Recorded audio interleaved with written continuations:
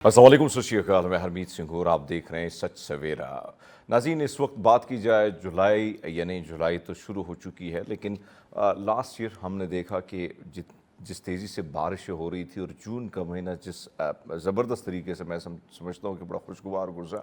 लेकिन इस वक्त अगर हम बात करें तो सबसे बड़ा मसला इस वक्त आप देखें कि हीट वेव का। आपने कराची में, हमने कल रिपोर्ट की, इसी तरह मुख्तलिफ़ शहरों के दोस्तों से जब मेरी बात होती है तो वो भी ये गिला शिकवा करते हैं कि भाई साहब गर्मी बड़ी ज़्यादा है, और गर्मी इतनी शदीद किस्म की गर्मी है कि आप जो है घर से जब बाहर निकलते हैं तो बड़ा मुश्किल हो जाता है। और हब्स सबसे बड़ा मसला ये है कि जब आप वॉक के लिए निकलते हैं, जिम की तरफ जाते हैं, तो आपके लिए बड़ा मसला होता है। तो जिस तरह हमेशा हम बात करते हैं कि भई आप जब घर से निकलते हैं तो कोशिश कीजिएगा पानी का जो इस्तेमाल है, ख़ासकर आपके पास लिक्विड फॉर्म में आजकल मुख्तलिफ़ किस्म के ऐसे नमकियात जिसमें भरे होते हैं, इस किस्म के लिक्विड्स भी आते हैं जिसका इस्तेमाल करके भी आप अपने आप को, यानी ज़्यादा अगर पसीना निकलता है आपके जिस्म से तो बहुत सारे ऐसे मशरूबात भी मौजूद होते हैं, क्योंकि गर्मी का सीज़न आता है और ख़ासकर मुख्तलिफ़ किस्म के मशरूबात जब आप पीते हैं तो कहीं ना कहीं आपके पूरे जिस्म को और आपके स्टमक को और आपके जिगर को ठंडक पहुँचती है। तो कोशिश कीजिएगा कि उन मशरूबात का इस्तेमाल करें जो आपके लिए ज़्यादा फ़ायदा मंद हो। और आजकल हम ये देखते हैं कि हर वो चीज़ जो आप बाहर मार्केट में ढूंढते हैं आपकी रसोई में मौजूद है। यानी हर किस्म की चीज़ माजी में, जब हम थोड़ा सा माजी में जाते हैं तो हमारे घरों में जो हमारी वालदा थी या बेबे थी, अम्मा जो थी, कोशिश उसकी ये होती थी कि बच्चे को ज़्यादातर रसोई से जो चीज़ है वो दे के उसको खिलाया जाए। यानी मुझे आज भी याद है कि जैसे गर्मियाँ आती थी तो जड़ी बूटियाँ होती थी, और यकीन मानो उसको यानी उसका जो मशरूब होता था वो इंतहाई मुश्किल होता था, इतना कड़वा कि उसको पीना भी बड़ा मुश्किल होता था। और वैसे मुझे याद है कि मुझे जब ये गर्मी आती मुझे यही टेंशन होती थी कि जो हमारी जो बेबे है वो हमें फिर वही पिलाएगी। लेकिन आज मुझे याद आता है कि बड़ा मुश्किल होता है उसको नोश करना, लेकिन उसके फ़ायदे इतने ज़्यादा थे कि बहुत सारी बीमारियों से, यानी जिस्म में मुख्तलिफ़ किस्म के दानों का निकल आना, मुख्तलिफ़ किस्म की एलर्जी का हो जाना, मुख्तलिफ़ दीगर ऐसी बीमारियाँ, ख़ासकर हम देखते हैं कि इन दिनों में आप जब ज़्यादा मुख्तलिफ़ खुराकें, गर्म खुराकें आप करते हैं तो आपका पेट भी ख़राब हो जाता है, आपको स्टमक प्रॉब्लम भी रहती है, आपको दीगर मसाइल का भी सामना होता है। तो उन ऐसे मशरूबात जो जड़ी बूटियों पर मबनी थे वो ज़्यादा उसका इस्तेमाल होता था। और आज भी ऐसा नहीं है कि बहुत बहुत बदलाव आ चुका है, लेकिन चूँकि हम शहरों में रहते हैं, शहर की तरफ हम आ चुके हैं, हमारा पड़ाव इस वक्त शहरों में होता है, तो शहरों में ज़िंदगी थोड़ी सी फास्ट होती है, थोड़ी सी नहीं बल्कि ज़्यादा तेज़ होती है। सुबह भाई आपने कोशिश, मैं देखता हूँ मेरी तरफ बहुत सारे दोस्त जो हैं अपना जो लंच बॉक्स है वो उठा के, किसी ने भाई साहब एक ब्रेड उठाया और दौड़ के भागना कि ऑफिस टाइम से पहुँच जाए। तो एक दौड़ है, एक आप जब निकलते हैं तो एक आपको पहुंचना है, टाइम पे पहुंचना है, तो उसी दौड़ में ज़िंदगी बड़ी तेज़ी से गुजरती है। लेकिन अब लास्ट टाइम मुझे याद है मेरी एक फ़िल्म की शूट मेरे ख़्याल में हमारी शूटिंग चल रही थी फ़िल्म की, तो उस इलाक़ों में जब मैं गया तो मुझे वो झलक माजी की नज़र आई कि बहुत सारे दोस्त, जब उनसे मेरी गुफ्तगू होती थी, यानी सेट पे हम बैठे होते थे, तो गांव के बहुत सारे नौजवान आके हमें कभी लस्सी पकड़ाया करते थे, कभी मकई की रोटी, कभी साग, क्योंकि मैं उनसे ये डिमांड करता था कि बाजी हमें ना यही खाना है। जब उनसे मेरी गुफ्तगू होती थी तो वो उनके पास जो किताबों का ज़ख़ीरा था वो जब मैं देखता मैं हैरान हो जाता। तो मैं उनसे पूछता था कि कितना टाइम, तो मेरे साथ जितने भी नौजवान थे उनसे जब मैं पूछता था तो वो कहते थे कि भाई साहब हम ये बुक्स हम तकरीबन पढ़ चुके हैं, इतना टाइम हमें मिलता है, बड़ी रूटीन से ज़िंदगी गुजरती है। सुबह होती है तो हम अब खेतों की तरफ चले जाते हैं, अपने खेत खलियान का जो है उसकी देखभाल करते हैं, उसके बाद फिर दोपहर का वक्त हो जाता है, खाना खाने के बाद उसके बाद हम रेस्ट कर लेते हैं, शाम का वक्त होता है, दोपहर के वक्त उमूमन मुतालिया भी नौजवान करते हैं, सायादार दरख्त बहुत ज़्यादा होते हैं। और मुझे याद है कि वो एक शूट हमने करना था, बारिश का शूट था, और एक बहुत ही बड़ा सायादार दरख्त था जहाँ पर, क्योंकि बारिश आपको मसनूई बरसानी होती है, लेकिन मुझे याद है कि वो कड़ाके की धूप थी और जून जुलाई का ही महीना था जब हम शूट कर रहे थे। ये इलाका मेरे ख्याल में टोबटेक सिंह के करीब बनता है। تو وہاں پہ کچھ دیر کے لیے جیسے ہی شوٹ رک جاتی یا شوٹ کو روکنا پڑتا تو پھر ہم جا کے اس سایہ دار درخت کے نیچے بیٹھ جاتے اور وہاں پہ ایک ٹھنڈک سی محسوس ہوتی، ایک راحت سی محسوس ہوتی۔ تو ایک تو یہ جو زندگی ہے شہر اور پھر گاؤں کی زندگی، اس میں دونوں، اور بہت سارے لوگ شہر کی زندگی کو پسند کرتے ہیں، بہت سارے لوگ جو ہیں وہ گاؤں کی زندگی کو زیادہ پسند کرتے ہیں۔ اور میرے جو بڑے بھائی ہیں وہ جب بھی میری طرف آتے ہیں اور وہ کہتے ہیں بھائی صاحب یہاں پہ تو رہنا بڑا مشکل ہے، وہ زیادہ ٹائم نہیں گزارتے بلکہ وہ گاؤں کی طرف ہی لوٹ جاتے ہیں۔ کہیں نہ کہیں بہت سارے لوگ جن کو عادت ہوتی ہے ان تیز شہروں میں تیز زندگی گزارنے کی، وہ یہاں کو ہی، لیکن میرے خیال میں اب زندگی بڑی تیزی سے گزری۔ اور اگر ہم باہر دنیا کی بات کریں، میں مختلف ممالک گیا ہوں، وہاں پہ میں نے ایک چیز دیکھی ہے کہ جو ٹرینڈ، یعنی ایک وقت تھا کہ شہروں کی طرف لوگ دیہاتوں سے نکل آ رہے تھے اور زندگی اپنا مستقبل یعنی روشن مستقبل کے لیے یہ دوڑ دھوپ کا جو چکر تھا وہ چل رہا تھا، لیکن آج یقین مانیں بہت سارے ایسے علاقوں میں گیا ہوں، وہاں پہ میں نے دیکھا ہے کہ وہاں سے شہروں سے لوگ نکل کر گاؤں کی طرف آ رہے ہیں، کیونکہ بہت سارا کام جو آپ کسی آفس میں بیٹھ کے کیا کرتے تھے، اب آپ کے پاس لیپ ٹاپ ہے، آپ وہاں سے نکل کر آپ اپنے گھر میں بیٹھ کر آرام سے اپنے آفس کا کام کر سکتے ہیں۔ تو زندگی دوبارہ جو ہے بدل رہی ہے، بدلاؤ آ رہا ہے، چینجز آ رہی ہیں۔ اور پھر آپ یہ دیکھیں کہ وہ علاقے جہاں پہ زیادہ گرمی ہوتی تھی، آج ہم اگر دیکھیں دنیا کے مختلف ممالک میں وہاں پہ سردیاں آتی ہیں، کچھ ایسے علاقے جہاں پہ زیادہ وہ سرد تھے وہاں پہ گرمی آ رہی ہیں۔ تو بہت ساری چیزیں، ایک تو جس تیزی سے آبادی بڑھ رہی ہے، جس تیزی سے ہم قدرت کو نقصان پہنچا رہے ہیں اور قدرت کے ساتھ جو کھلواڑ ہو رہا ہے، یعنی ماضی میں آپ نے کرونا کے وقت دیکھا کہ جس طریقے سے، اور مجھے آج بھی یاد ہے، آئی تھنک میں ان کم رپورٹر میں شامل تھا جو اسلام آباد میں رپورٹنگ کیا کرتے تھے، بہت سارے نوجوان چھٹیوں پہ چلے گئے تھے، لوگ گھروں تک محدود ہو گئے تھے، گلیاں کوچے اسلام آباد کی سنسان ویران سڑکیں ہمیں نظر آتی تھی۔ اور آج بھی اگر آپ میرا کلپ یوٹیوب پہ نکالیں تو آپ دیکھ سکیں گے۔ ایک چیز جو میں نے بڑی قریب سے دیکھی اور وہ تھی قدرت کی خوبصورتی، نیچر کے ہم بڑے قریب ہو گئے تھے، اور کیونکہ اجازت نہیں تھی بہت سارے لوگوں کو باہر جانے کی، صرف صحافیوں کو، ڈاکٹرز کو ہی اور پولیس سیکیورٹی ایجنسیز کے لوگوں کو اجازت تھی۔ تو مجھے یاد ہے کہ اسلام آباد کے بہت سارے پارک جو ویران سنسان پڑے تھے، بہت ساری سڑکیں جو ہیں وہاں پر آپ کو اسلام آباد بڑا خوبصورت اس لیے کہ ہر طرف آپ کو ہریالی نظر آتی ہے، اور وہاں پہ ہم دیکھتے تھے کہ ہرے بھرے جو آس کے فٹ پاتھ تھے، وہاں پر مختلف قسم کے بڑے کیوٹ سے جانور بھی ہم نے دیکھے ہیں، اس قسم کی چیزیں بھی ہم نے رپورٹ کی ہیں۔ جو قدرت کو انسان کی جیسے جیسے آبادی بڑھی ہے، قدرت کو جو نقصان انسان نے پہنچایا ہے، اب آہستہ آہستہ وہ قدرت بھی اپنا بدلہ لے رہی ہے۔ تو کوشش کیجیے گا ان ساری چیزوں کا جب آپ خیال رکھیں گے تو زندگی بڑی خوبصورت ہوگی۔ آپ اپنے زندگی کے ساتھ مطالعہ کو ضرور ایڈ کیجیے گا۔ آج کل ریل کا بڑا دور ہے اور ریلز میں لوگ گھسے ہوتے ہیں، کوشش ہوتی ہے کہ بھئی جتنا ٹائم آپ کا نکلتا ہے آپ 2 صفحے بھی پڑھ لیتے ہیں، 2 پنوں کو بھی آپ پڑھ لیتے ہیں، میرے خیال میں آپ کی زندگی میں کافی اس کا بدلاؤ اور اس کے اثرات آپ کی شخصیت میں آ جاتے ہیں۔ جب آپ گفتگو کرتے ہیں، جب آپ بات کرتے ہیں، اس میں بھی کافی فرق ہوتا ہے۔ بہرحال اب آج ہمارے پاس 3 ٹاپکس ہیں اور 3 ٹاپکس میں ہمارے بڑے خوبصورت مہمان ہمارے اسٹوڈیو میں ہمارے ساتھ ہوں گے۔ خاص کر معاشرے میں اس وقت جو ہم دیکھ رہے ہیں کہ بے روزگاری اور نوجوانوں کے جو مسائل ہیں ان پر بھی ہمارے خوبصورت گیسٹ جو ہیں وہ ہمارے ساتھ ہوں گے۔ اسی طرح پیشہ ورانہ انداز میں انٹرویو کیسے دیں، یعنی انٹرویو آپ کیسے دے سکتے ہیں، کیا کیا آپ کی پرسنالٹی میں، یعنی آپ کا بات کرنے کا ڈھنگ، آپ کا ہاتھ ملانے کا ڈھنگ کس طریقے سے ہونا چاہیے، اس پر بھی ہمارے گیسٹ جو ہیں اسٹوڈیو میں موجود ہوں گے۔ مریضوں اور ڈاکٹروں کے درمیان آپ نے ہمیشہ دیکھی ہوں گی جھڑپیں مکے بھی چلتے رہتے ہیں، ان قسم کے سین بھی آپ کو ویڈیو میں نظر آتی ہیں۔ تو اس میں بھی بات کریں گے کہ کیا مریض ڈاکٹر کو کیوں نہیں سمجھ پایا اور ڈاکٹر مریض کو کیوں نہیں سمجھ پایا، بیچ میں جو منشی کا رول ہے یہ بڑا بھیانک ہے بھائی صاحب۔ منشی جس طریقے سے اس کا ایک کردار ہوتا ہے، آپ نے دیکھا ہوتا ہے زیادہ تر ڈاکٹر اتنا نہیں روکے گا جس کا منشی جو ہے وہ زیادہ روکے گا۔ تو اس قسم کے کرداروں پر بھی ہم بات کریں گے، لیکن بھائی صاحب اب وہ سیگمنٹ جس کا آپ سب کو انتظار ہوتا ہے اور میری ٹیم کو بھی انتظار ہوتا ہے، اور وہ ہے گڈ مارننگ، یعنی مارننگ ڈوز جو ہم آپ کو دیتے ہیں۔ اور مارننگ ڈوز کے حوالے سے اگر ہم بات کریں तो आज हम आपको बताते चले कि हज़ारों साल यानी सदियां गुजर गई, कई साल गुजर गए और कई साल बाद जब आपके सामने कुछ ऐसे असरात सामने आते हैं तो यकीनन आप भी हैरान परेशान होते हैं कि भाई साहब ये क्या हो रहा है। तो आज हम जो लेके आए आपके पास खबर वो है फ्रांस से।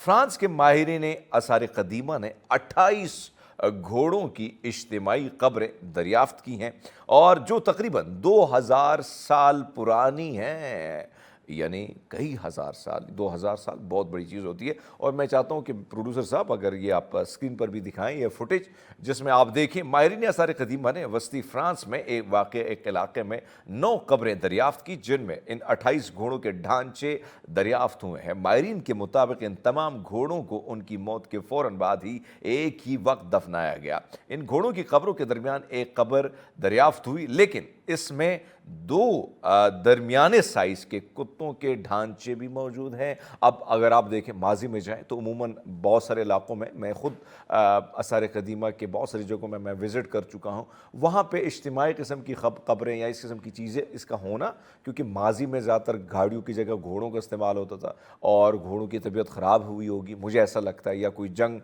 जदल में इनका इस्तेमाल हुआ होगा और फिर इनकी डेथ हुई है तो उनको दफना दी। लेकिन आप देखें कि 2000 साल बाद इनकी इज्तिमाई कब्रें दरियाफ्त हुई। 2 सिर्फ घोड़ों की नहीं भाई साहब, इनके जो रखवाले कुत्ते थे यानी इनके साथ जो दीगर कुत्ते थे उनकी भी कब्रें बीच में आई हैं।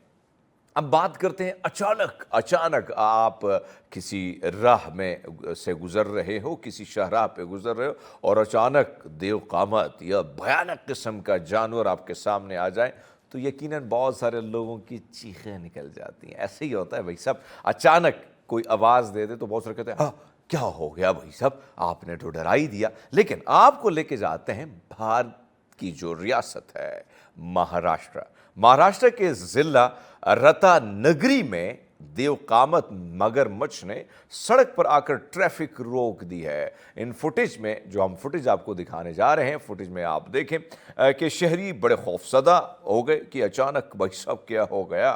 भारतीय रियासत महाराष्ट्र के ज़िला रत्नागिरी के मोहल्ले में चाय पलन में देव कामत मगरमच्छ शहरियों ने वो सड़क पर वो मटरगश करते हुए देखा और देवकामत मगरमच्छ को देखकर मुतादिद शहरी खौफजदा भी हुए और उन्हें चीख पुकार भी की कि हाय रब्बा की हो गया।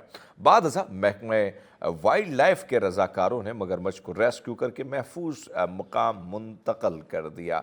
इनको मुंतकिल करने के बाद लेकिन बहरहाल वीडियो जो है फिर वायरल हो जाती है, लोग देखना पसंद भी करते हैं और जो वहाँ पे मौजूद लोग होते हैं उनको एक खौफ भी होता है, एक डर भी होता है।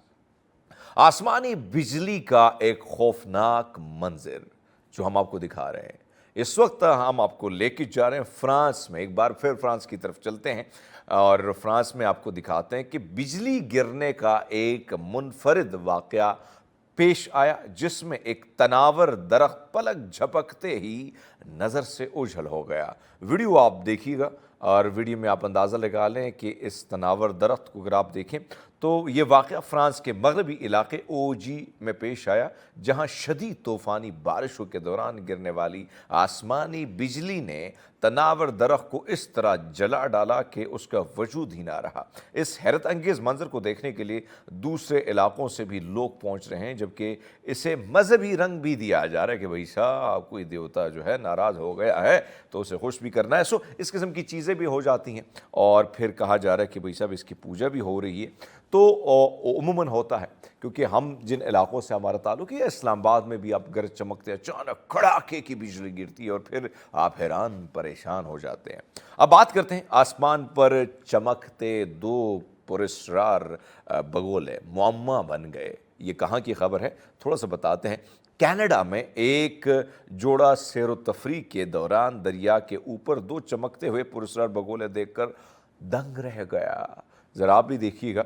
और ये जस्टिन स्टीवनसन और इनकी अहलिया जो है डैनियल स्टीवनसन फोर्ट अलेक्जेंडर से गुज़र रहे थे और फिर जब इन्होंने देखा कि वहाँ पर दरिया के ऊपर پیلی روشنیوں جیسے چمکنے والے پراسرار بگولے جو ہے انہوں نے ان پر نظر پڑی. یہ بگولے سورج کی طرح روشن تھے. مجھے لگ رہا ہے کہ ہم کوئی خلائی مخلوق دیکھ رہے ہیں. یہ جوڑا کہہ رہا ہے کہ بھائی صاحب ہمیں ایسا لگا کہ کوئی خلائی مخلوق یہاں سے گزر رہی ہے. انہوں نے کہا کہ یہ دیکھنے سے پہلے مجھے یقین نہ تھا، لیکن اب واضح ثبوت مل چکا ہے کہ انسانوں کے علاوہ اس کائنات میں کچھ اور بھی ہے، کچھ اور مخلوق بھی ہے، جس میں آپ دیکھیں یہ منظر بڑا حیران کن، بڑا پریشان کن بھی ہے کہ اچانک اس قسم کا منظر. اور ویسے بھی کینیڈا کی سرزمین کی اگر بات کی، انسان دور دور تک دکھائی نہیں دیتے، اور اس کو اگر آپ دیکھیں ایسا لگتا ہے کہ سورج یقیناً زمین پر ہی اتر آیا ہو، اور یہ شعلے اور یہ جو چمکتے ہوئے جو پیلی نیلی پیلی روشنیاں ہیں یقیناً خوبصورت بھی ہیں، لیکن بڑی پراسرار قسم کی روشنیاں ہیں جو آپ اندازہ لگا سکتے ہیں کہ واقعی میں کوئی ایسی مخلوق اور بھی ہے جس کے حوالے سے سائنسدان جو ہیں سرچ کر رہے ہیں، اس کے حوالے سے کام ہو رہا ہے. لیکن ناظرین آپ نے کہیں نہیں جانا ہے، ہم نے لینا ہے ایک چھوٹا سا بریک. ہمارے ساتھ رہیے گا. ایک پروگرام میں ایک بار پھر آپ کو خوش آمدید کہتے ہیں. اور دوستو آپ سب کو صبح بخیر، کیونکہ بہت سارے دوست اٹھے ہوں گے، آفس کی طرف گئے ہوں گے. ظاہری بات ہے اس وقت 9:30 سے زیادہ کا وقت ہو چکا ہے، لیکن بہرحال بہت سارے دوست جو ہیں تھوڑی سی کوشش کرتے ہیں 5 منٹ 2 منٹ، لیکن کوشش کیجئے گا بھائی صاحب، وقت جو ہے کبھی رکتا نہیں ہے. اور اگر آپ نے زندگی کے ان خوبصورت لمحوں کو انجوائے کرنا ہے، ان گھڑیوں سے، ان لمحوں سے آپ نے فائدہ اٹھانا ہے، تو اٹھیے جناب، بہت دیر ہو گئی ہے. لیکن بہرحال اب آج کا جو ٹاپک ہے آپ نوجوانوں کے لیے، اور خاص کر نوجوانوں کے لیے اس لیے بڑے اہم نوعیت کا ہے کہ جس طریقے سے ہم دیکھ رہے ہیں کہ ایک طرف تو ڈپریشن، بہت زیادہ انزائٹی. اس کی وجہ یہ ہے کہ بہت سارے نوجوان ڈگریاں لے لیتے ہیں، اور ڈگریاں لینے کے بعد وہ سوچتے ہیں کہ بھائی صاحب اب جائیں تو کہاں جائیں. بہت سارے دوست کہتے ہیں کہ بھائی باہر چلے جائیں، تو باہر جانے کے لیے بھائی صاحب بہت سارا پیسہ چاہیے. اور آپ کو پتہ ہے کہ آج کل باہر دنیا میں جس طریقے سے ہمارے پاسپورٹ کی تنزل لی جا رہی ہے، اللہ معاف ہی کرے، جو لائنیں ہوتی بڑا مشکل ہو گیا ہے. صورتحال اس وقت معیشت کے حوالے سے بھی بری ہے، بے روزگاری کی شرح بھی بڑھ رہی ہے. لیکن ان سب چیزوں کے حوالے سے نوجوانوں کو ہم مایوس نہیں کرتے، بلکہ ہم کہتے ہیں کہ بھائی صاحب امید بہار رکھ. آج اس ٹاپک پر بات کرنے کے لیے ہمارے ساتھ عمیر رضا ہیں، ماہر معاشیات ہیں. عمیر رضا، بہت شکریہ آپ کا. Good morning. ہم نے آپ کو تکلیف دی اور آپ آئیں، اور ایسا لگتا ہے کہ بڑے زبردست طریقے سے ہم نے آپ کو اٹھایا اور آپ پہنچے ہیں. کیسے ہیں آپ؟ ٹھیک ہیں الحمدللہ. بہت شکریہ آپ کا بلانے کا، اور ڈیفینیٹلی صبح کے ٹائم پہ پہنچنا، اور وہ ایک جو ہے نا مشکل ٹائم سے جو آنا پڑتا ہے. نہیں ماشاءاللہ، آپ جو ہے آپ آئے بھی، اور ہم آج سے آپ سے بہت کچھ سیکھیں گے بھی، اور آپ کے تجربے کی بنیاد پر بہت سے نوجوان جو ہے ان کو استفادہ بھی ہوگا. اس وقت جو بے روزگاری کی شرح ہے، جس طریقے سے ہم دیکھ رہے ہیں کہ نوجوان بے پناہ، یعنی جاب نہ ہونے کے برابر ہے. یہ نوجوان بے روزگاری کی طرف، اور پھر ڈگریاں اتنی زیادہ لی گئی ہیں کہ وہ یونیورسٹی سے جیسے فارغ ہوتے ہیں ان سے گلہ شکوہ بھی کیا جاتا ہے کہ بھائی میں نے تو، والدین بھی کہتے ہیں ہم نے اتنا پیسہ لگایا، اب اتنا پیسہ لگانے کے بعد ڈگری آپ کے پاس آ گئی ہے، نوکری آپ نے ہی ڈھونڈنی ہے، لیکن نوکری ملتی نہیں ہے. کیا کیا جائے؟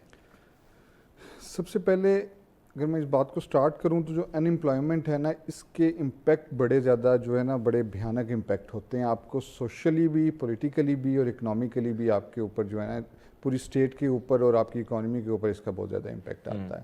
اور یہ ایک ایسی چیز ہے کہ آپ اس کی اہمیت کا اندازہ اس بات سے لگائیں کہ یو ایس الیکشنز جو ہیں ان کا جو بیسک جو سلوگن ہوتا ہے وہ ان امپلائمنٹ کی کمی ہوتا ہے یا ان امپلائمنٹ کا خاتمہ ہوتا ہے. یہ دنیا اس کو اتنا زیادہ سیریس لیتی ہے. بالکل جی. اب جو بات آپ نے کی کہ جی ہمارے لوگ یونیورسٹی سے ڈگری لینے کے بعد جو ہے وہ ان امپلائڈ رہتے ہیں، یا وہ اپنی جو ہے وہ کیریئر اس کے بعد پلان کرنا سٹارٹ کرتے ہیں، تو اس میں بھی میں کہوں گا کہ ہم نے بہت زیادہ یہ سلوگن تو دیا کہ جی یوتھ ہمارا ایسٹ ہے، ٹھیک ہے، ہمارا جو ہے نا جناب اثاثہ ہے، ایوری تھنگ. آپ کے شوز میں ہر جگہ پہ لوگ اس طرح کی باتیں کرتے ہیں، لیکن یہ ایک ایسا ایسٹ ہے جس کو یوٹیلائز کرنے کا کوئی پلان نہیں بنایا گیا، جس کو ہم نے بس اسی طرح چھوڑا ہوا ہے. ٹھیک ہے، جو جدھر جا رہا ہے، اس کی جو بھی اسکل سیٹ ہے وہ جو اپنے حساب سے ڈھونڈ لے، کوئی اس کو ڈائریکشنل فورس نہیں دی گئی، نہیں ملتی.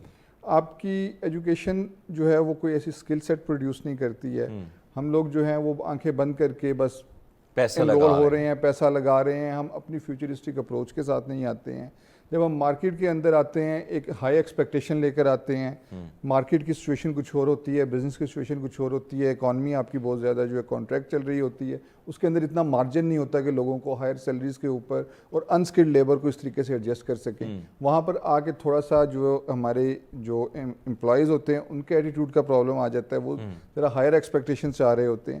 تو یہ وہ ساری چیزیں مل کے ایک بہت بڑا ایک ببل کریٹ کرتی ہیں جو کہ آگے چل کے ایک بڑا کیوس اور ایک جو اکنامک کرائسس جو ہے بلڈ کرتا ہے. اچھا عمر, ایک اور چیز جو آپ نے فرمایا کہ نوجوان جو ہے یعنی بہت سارے لوگ پتہ پوچھتے بھی کسی سے نہیں اور ایڈمیشن بہت سارے نوجوان لے ہی لیتے ہیں. میرے ساتھ جتنے بھی نوجوان میں نے ان سے پوچھا, اب لیٹ سپوز میڈیا کے حوالے سے بات کرتے ہیں, اب وہ دیکھتے ہیں کہ ٹیلی ویژن کی اسکرین پر جو نوجوان بیٹھے ہیں یا لڑکیاں لڑکے بیٹھے ہوئے ہیں اور یہاں تک پہنچنا انتہائی آسان بھی, اور شاید میڈیا انڈسٹری میں بہت ساری جابس ہیں, اور پھر جس طریقے سے جو تعلیمی ادارے ہیں انہوں نے اس ساری چیز کو جس طریقے سے وہ پیش کرتے ہیں, ایسا لگتا ہے کہ جب آپ پہلے دن ہی جاتے ہیں تو آپ کو پہلے دن حامد میر بنا دیا جاتا ہے.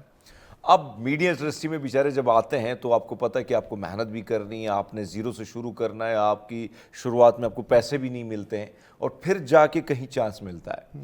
سو اس قسم کی چیزوں سے پہلے نوجوان کو اگر وہ ایڈمیشن لے رہا ہے تو ویسے آپ, ظاہر بات ہے آپ ایک تجربہ کار نوجوان ہیں اور آپ اس ساری چیز کو بڑی گہری نگاہ سے دیکھتے ہیں, کیا کرنا چاہیے کہ اگر لیٹ سپوز ایک نوجوان ایف اے سی کے بعد وہ سوچ رہا ہے کہ میں نے ایڈمیشن یونیورسٹی میں لینا ہے, تو کن حضرات سے مشورہ لینا چاہیے کہ بھائی فیوچر کس کا ہے, مستقبل کس چیز کا ہے؟ دیکھیں, ایک چیز کو ہمیں انڈرسٹینڈ کرنا چاہیے کہ career planning basically life planning ہے. آپ کی آنے والی جو لائف ہے اس کے اوپر بیس کریے جو آپ اپنا کیریئر چوز کر رہے ہیں. آپ اپنے جو آپ سب سے پہلے اپنا اسکل سیٹ ڈھونڈیں, آپ اپنا جو ایپٹیٹیوڈ ہے اس کو جو ہے وہ ایکسپلور کریں, اپنے اندر تھوڑا سا جھانک کر دیکھیں کہ جی میں کیا کام کر سکتا ہوں, میں کس قسم کے کام کا جو ہے مائنڈ سیٹ رکھتا ہوں, میں آگے فیوچر میں اچھا جو میں کام کرنا بھی چاہ رہا ہوں, اب آج تو اس کی بہت زیادہ ڈیمانڈ ہے, لیکن جب 5 6 8 سال کے بعد میں تیار ہو کے مارکیٹ کے اندر آؤں گا, اس ٹائم پہ اس کی ڈیمانڈ کیا ہوگی, اس ٹائم پہ کتنے لوگ جو ہیں وہ اس فیلڈ کے یہاں پہ موجود ہوں گے اور مجھے وہاں پہ کہاں پلیس ہونا ہے اور میری اسکل سیٹ کا لیول کیا ہونا ہے. یہ سب چیزیں آپ ایک انر جو ہے نا آپ نے ورکنگ کرنی ہے, اپنے طور پہ جو ہے وہ اس کو ایکسپلور کرنا ہے. اور اب تو یہ کہنے کی ضرورت ہی نہیں ہے کہ آپ کو دنیا میں کسی کے پاس جانے کی ضرورت ہے, اب ہر شخص کے پاس اسمارٹ فون ہے, ہر شخص کی ایکسیس ہے انٹرنیٹ کے اوپر, ہر شخص کی ایکسیس ہے یوٹیوب کے اوپر, جہاں پہ ہم بہت ساری چیزیں جو ہے وہ اپنی مرضی کی ڈھونڈ کے کہ دنیا کے کسی کونے میں پڑی ہوئی ہم اس کو ایکسپلور کر کے لے آتے ہیں. تو یہ ایک ایسی چیز ہے, بنیادی چیز ہے ہماری لائف کے حوالے سے, جس کے اوپر ہماری آنے والا فیوچر بیس کر رہا ہے. تو اس کو پہلے اپنے اینڈ کے اوپر جو ہے ایکسپلور کریں, دین اس اسپیسیفک فیلڈ جب آپ کو اپنا ایپٹیٹیوڈ مل گیا کہ یار میں نے لیٹ سپوز اب میڈیا انڈسٹری میں آنا ہے یا میں نے جو ہے وہ اینکر بننا ہے مثال کے طور پہ, پھر آپ دیکھیں کہ یار اس میں جو ٹاپ اینکرز ہیں ان کا وہ کس طریقے سے وہاں تک پہنچے, ان کی آٹو بایوگرافیز کو پڑھیں, آپ ان سے اگر ملاقات کر سکتے ہیں آپ ان سے ملیں, سیکھیں, پتہ کریں. یہ تو آپ کے اندر ایک جستجو ہونی چاہیے, ایک تڑپ ہونی چاہیے تاکہ میں نے زندگی میں اس مقام پر پہنچنا ہے اور اس تک پہنچنے کے لیے مجھے جو سٹیپس اٹھانے ہیں. بڑی خوبصورت بات آپ نے کی عمیر. اگر میں ایک چیز کو دیکھوں سب سے زیادہ جو اس وقت, ایک تو آپ نے جو بات کی بہت سارے بچے جو ہیں نوجوان, ایک سٹیج ہوتی ہے زندگی کے, مختلف سٹیجز ہیں اور ان سٹیجز پہ جب آپ گزرتے ہیں تو آپ کی سوچ وچار اس میں بڑا فرق ہوتا ہے. بہت ساری جگہوں میں میچورٹی اتنی نہیں ہوتی لیکن آپ جذبات کے بھور میں بھی کچھ فیصلے کر لیتے ہیں. لیکن بہرحال آپ سے جاننا چاہوں گا کہ باہر کی دنیا کو بھی آپ دیکھ رہے ہیں, وہاں پہ بھی دیکھی ہوگی سچویشن, حالات کو دیکھا ہوگا. اس وقت ہمارے جو یونیورسٹیوں میں جو سب کچھ ہو رہا ہے, عموماً ہم یہ بات کرتے ہیں کہ ایک تو برین ڈرین ہو رہا ہے نوجوانوں کی. اس وقت میرے خیال میں 2024 میں 7 لاکھ سے زائد لوگ پاکستان چھوڑ چکے ہیں اور یہ بہت بڑا نقصان ہے. آپ نے فرمایا شروعات میں, بڑی خوبصورت بات آپ نے کی کہ نوجوان ایسٹ کے طور پر تو میڈیا والے بھی کہتے ہیں, ہمارے وزیر اعظم صاحب بھی کہہ دیتے ہیں, کہیں نہ کہیں ہمارے آرمی چیف صاحب بھی کہہ دیتے ہیں, لیکن حقیقت یہ کہ اس ایسٹ کو کیسے استعمال کرنا ہے, کیا ان کو ڈنگروں کی طرح استعمال کرنا ہے یا ان سے اسکل بیس ایجوکیشن دے کے ان کو. اب کل ایک نوجوان میرے ساتھ ملے اور انہوں نے کہا کہ جناب دبئی میں, یہ بات کوئی بتا نہیں رہا لیکن دبئی میں ویزے تقریباً پاکستانیوں کے لیے بند ہو رہے ہیں, بلکہ بند ہو گئے ہیں. ریونیو جو رینیو اس کو کیا کہتے ہیں, دوبارہ اس کو رینیو کرانا, وہ بڑا مسائل, اس میں بھی مسائل شروع ہو چکے ہیں. اس کی سب سے بڑی وجہ یہ اسکل بہت کم ہے. انڈینس, بنگالی جتنے بھی آتے ہیں ان میں اسکل بیس ایجوکیشن ہے. میں آپ سے جاننا چاہتا ہوں کہ ہمارے جو یونیورسٹیز ہیں اب ان کو کیا کرنا چاہیے کہ اسکل کے حوالے سے کتنا ضروری ہے, سنجیدگی سے کام لینا چاہیے؟ देखें, एक तो एक दौर था, आप लोगों को भी याद होगा कि पॉलीटेक्निक इंस्टीट्यूट्स होते थे या जो 3 इयर्स के डिग्री जो सर्टिफिकेशन प्रोग्राम्स होते थे जो कि डिफरेंट स्किल्स जो है वो देते थे, और उसमें आपने भी देखा होगा, आपके जानने वाले भी होंगे कि बहुत सारे लोग ने वो 3 इयर्स का कोर्स कंप्लीट किया या 1 ईयर का कंप्लीट किया और वो उसके बाद मार्केट के अंदर जो है वो जॉब लेने के लिए आए। अनफॉर्चुनेटली ये ट्रेंड अब बहुत ज़्यादा कम हो चुका है। अब जो है वो आपका इंटर के बाद बच्चा एनरोल होता है यूनिवर्सिटी में, देन वो आगे 16 इयर्स एजुकेशन पूरी करता है जब तक। अच्छा, आप इसमें एक और चीज़ देखेंगे, जो आपकी जो एक एज है ना, प्रोडक्टिविटी की एज है, वो तो आपने वेस्ट कर दी है। आपने उसको यूनिवर्सिटी में पढ़ाया, उसके बाद आगे करियर उसके पास कोई नहीं है, काम कोई नहीं है, तो वो तो बिल्कुल ही जो है ना 28-30 साल की एज तक जाके वो किसी ट्रैक के ऊपर चढ़ता है, तो वो अपनी एनर्जी की जो एक एज है वो निकाल चुका होता है। पीछे फिर 8-10 साल ही होते हैं अप टू 40 उसके पास। अब आते हैं यूनिवर्सिटीज़ की तरफ। देखिए, एजुकेशन सेक्टर जब से प्राइवेटाइज हुआ, जब से ये एक कॉरपोरेट सेक्टर बना है, उस वक्त उस टाइम पे ये एक प्लान नहीं रहा, यूनिवर्सिटीज़ का प्लान नहीं रहा कि जी इन्होंने मार्केट में आगे किस तरीके से जॉब्स जो है वो लेकिन ये कारोबार बना। उमेर आपसे गुफ्तगू का सिलसिला जारी होगा और आपने बड़ा खूबसूरत टॉपिक छेड़ा है, और मैं चाहता हूँ कि बहुत सारे नौजवान आपकी इन बातों से और तजुर्बे से सीखने को बिल्कुल मौका मिलेगा। लेकिन हम लेते हैं छोटा सा ब्रेक, दोबारा हाजिर होते हैं आपकी खिदमत में। सच सवेरा में एक बार फिर आपको खुश आमदीद कहते हैं। नाज़रीन, उमेर के साथ बड़े खूबसूरत गुफ्तगू का सिलसिला जारी है, और ख़ासकर बेरोज़गारी की जो शरह है, नौजवान जिस तरीके से बेरोज़गारी, और फिर बहुत सारी जारी बात है, जब आपका काम नहीं होता तो बहुत सारे मसाइल का भी सामना होता है। उमेर, इस वक्त अगर हम देखें, सबसे बड़ा मसला जो है वो एक तरफ तो बेरोज़गारी है, आबादी बहुत ज़्यादा है, घरों में बीमारियाँ भी हैं, आप रेंट की बात कीजिए, बिजली के बिल की बात कीजिए, हर तरफ परेशानी परेशानी। हकीकत ये है कि एक जो मेरी तरह एक मिडिल क्लासिया है ना, उसको परेशानी है, क्योंकि अगर इस पाकिस्तान को देखें तो ये अशराफिया के लिए एक जन्नत है। अब आप देखें जो बिल पास हुए हैं उसमें आप ये देखें कि उसमें जज जर्नल, उसमें सियासतदान, उन सबको छूट दी गई है। यानी अगर मेरे जैसा मिडिल क्लास या बाहर जाएगा काम के लिए, सऊदी अरब, दुबई, जितने बेचारे काम के लिए, अब उन्हें 12,500 रुपये का टैक्स देना है। लेकिन अगर अशराफिया जाएगा तो उनसे उनको 150 मज़ीद उनको जो है रिलीफ मिला है। आपसे जानना चाहेंगे कि अब नौजवान बेरोज़गार हैं, क्या किया जा सकता है? ऐसे में जॉब है नहीं, कौन से ऐसे गुण हैं कि उसका इस्तेमाल करके कहीं ना कहीं छोटा सा काम उससे वो स्टार्ट करके अपने आप को कोई वो कर सकें? अब तो हम ग्लोबल वर्ल्ड के अंदर हैं, हम एक जो है ग्लोबल इकोनॉमी का हिस्सा हैं, ग्लोबल एडवांसमेंट्स तक हमारी एक्सेस है। तो नौजवानों के लिए आज के दौर में through internet, through their laptop, through their cell phone access करना, इंटरनेशनल मार्केट्स के अंदर अपनी सर्विसेज जो है ऑफ़र करना या अपनी प्रोडक्ट्स को सेल करना अब कोई बहुत बड़ा काम नहीं रहा। और ये एक बहुत बड़ा सोर्स है ना सिर्फ आपकी पर्सनल रेवेन्यू जनरेशन का, बल्कि आपके मुल्क के लिए जो इनफ्लो ऑफ डॉलर्स है उसका भी, जिसकी वजह से हमारा जो है एक बड़ा प्रॉब्लम बैलेंस ऑफ पेमेंट का, जिसकी वजह से हमारे जो है बहुत सारे क्राइसिस रहते हैं, हम उससे भी निकल सकते हैं। जो बात हम प्रीवियसली कर रहे थे कि जो हमारी यूनिवर्सिटीज़ हैं वो उनको ये डायरेक्शंस दी जाए, उनको ये बताया जाए कि आने वाले दौर में लोकली और ग्लोबली और रीजनल लेवल के ऊपर जो स्किल सेट रिक्वायर्ड है। आप सिर्फ एक छोटी सी मिसाल ये देखें कि अगर हम जो हमारा सिर्फ रीजन है ना यहाँ का, साउथ एशिया का और एशिया का, इसके अंदर पैरामेडिकल स्टाफ की जो डिलीवरी जो है ना प्रोवाइड करना स्टार्ट कर दें, उस अपने स्किल लेबर प्रोवाइड करना स्टार्ट कर दें, तो शायद हमारे लोग ख़त्म हो जाएंगे, यहाँ की रिक्वायरमेंट ख़त्म नहीं होती है। उसके बाद फिर आगे जो है दुनिया मौजूद है।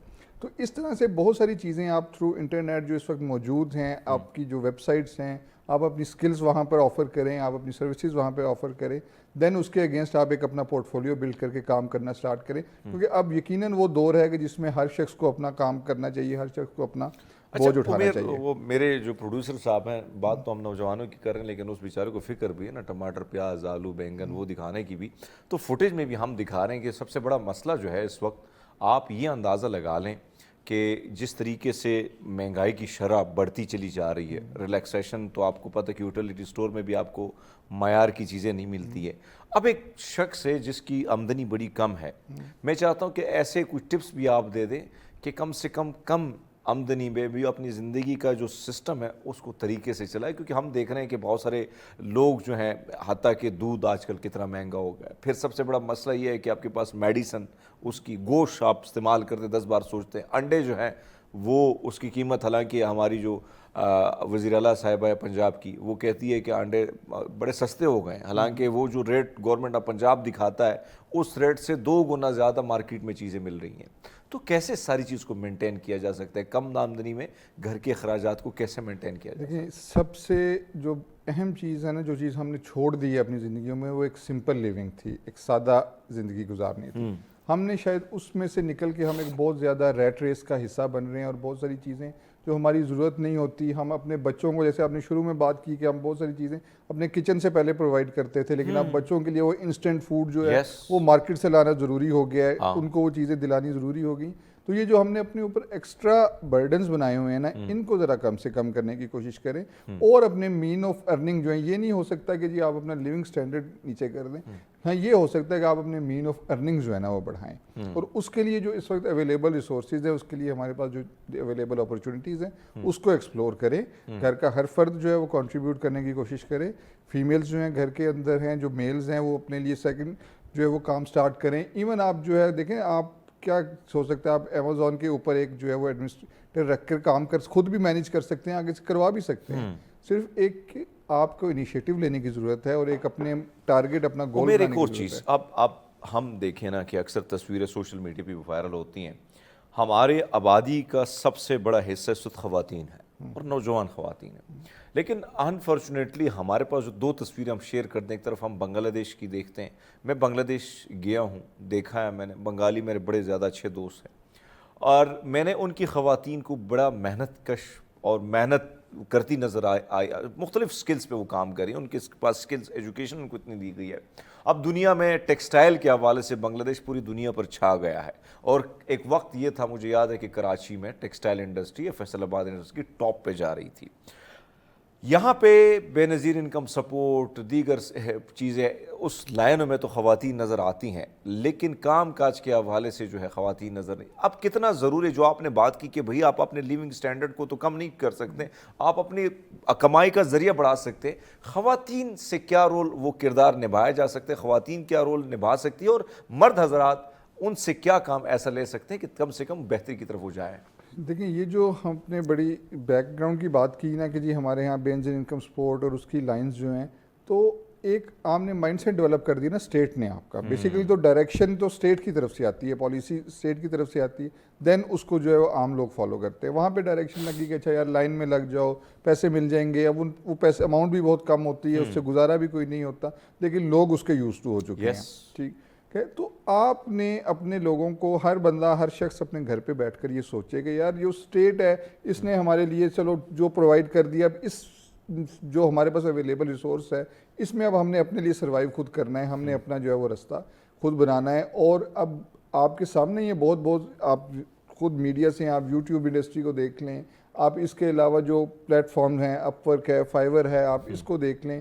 اس کے علاوہ آن لائن ہوم ٹیوشنز کا بہت بڑا جو ہے نیٹ ورک دنیا کے انڈیویجولی موجود ہے، اور دنیا کے اندر جو ہے وہ موجود ہے. انٹرنیشنل لیول کے اوپر جو بیسک قرآن کی تعلیمات پڑھانے کا جو ہے، عربک پڑھانے کا، وہ بالکل موجود ہے. دیگر ایسے سبجیکٹ ہیں جو میرے خیال میں باہر بڑے مہنگے پڑھائے جاتے ہیں. میں تو یہاں پہ بہت سے نوجوان خواتین سے ملاقات جب ہوتی ہے، وہ کہتی ہیں کہ فلاں فلاں سبجیکٹ، جس طرح آپ نے بات کی قرآن شریف کی، تو دیگر ایسے سبجیکٹ بھی موجود ہیں کہ وہ لوگ چاہتے ہیں کہ ٹیوشن ان سے کرائے جا سکتے ہیں. ہم نے ایک چیز دیکھی کورونا میں، جب آن لائن سب کچھ چلا گیا تو بہت ساری خواتین جو ہے وہ گھروں میں بیٹھ کے مزے کھانے بنا کے اس کے آرڈرز بھی ان کو ملتے. بہت سارے، یعنی مجھے بے روزگار بہت سارے صحافی ملے، بہت سارے لوگ ملے کہ انہوں نے کہا یار ہماری تو بیگمات جو ہیں وہ کچن سے سب کچھ چلا رہی ہے، اور کچن بھی چل رہا ہے اور کچن انکم بھی آ رہی ہے. تو یہ جو آپ بات کریں اب کتنا ضروری ہے، خاص کر آپ نے جو بات شروعات میں کی کہ بھائی صاحب اگر آپ ڈگریوں کی طرف جاتے ہیں تو بیٹر ہے آپ سکل بیس ایجوکیشن. اب سکل بیس ایجوکیشن پہ جس طریقے سے اے آئی کی طرف دنیا بڑھ رہی ہے، کتنا ضروری ہے کہ اے آئی کی طرف ہم جائیں، دیگر سکل ایجوکیشن ہے، آگے دنیا میں آپ کے کارآمد آپ کے کام آ سکتی ہیں ساری چیزیں. دیکھیں فیوچر جو ہے نا، جو گلوبل ایڈوانسمنٹس ہیں نا، اپنے آپ کو اس کے ساتھ ان لائن کرنے کی ضرورت ہے. اب آنے والا جو دور ہے وہ کنونشنل چیزوں کا نہیں ہے، اب اس کے اندر سمارٹ ورک کا کام ہے.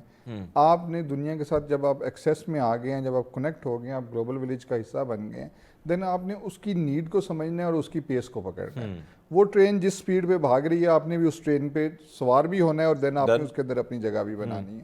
تو جو ہماری اب یہ اے آئی ہے، انٹرنیٹ آف تھنگز ہے، یہ جو جتنی بھی آنے والی سکلز، جو فیوچرسٹک اپروچ کی چیزیں ہیں، ہمیں ابھی سے اس کے اندر جو ہے وہ ان ہونا پڑے گا، اس کو لے کر چلنا پڑے گا، تاکہ جو آنے والے 5 سال 10 سال 15 साल के बाद जो एक लाइफ स्टाइल बनेगा या जो नेक्स्ट जनरेशन आएगी वो इसके साथ इन लाइन हो चुकी हो, ताकि जो है उनकी एक लाइफ जो है बेहतर तरीके से गुजर सके। उमेर, चूँकि वक्त कम है और मैं चाहता हूँ कि शॉर्टली एक अच्छा सा पैगाम भी नौजवानों को आप देखें। कहीं ना कहीं बहुत से नौजवान मायूस हैं, परेशान हैं। परेशानी होती जब आप डिग्री ले लेते हैं और जब जॉब नहीं मिलती। तो मैं चाहता हूँ कि नौजवानों के बाद को एक अच्छा सा ऐसा पैगाम कि कहीं ना कहीं उम्मीद की उसमें किरण नज़र आए।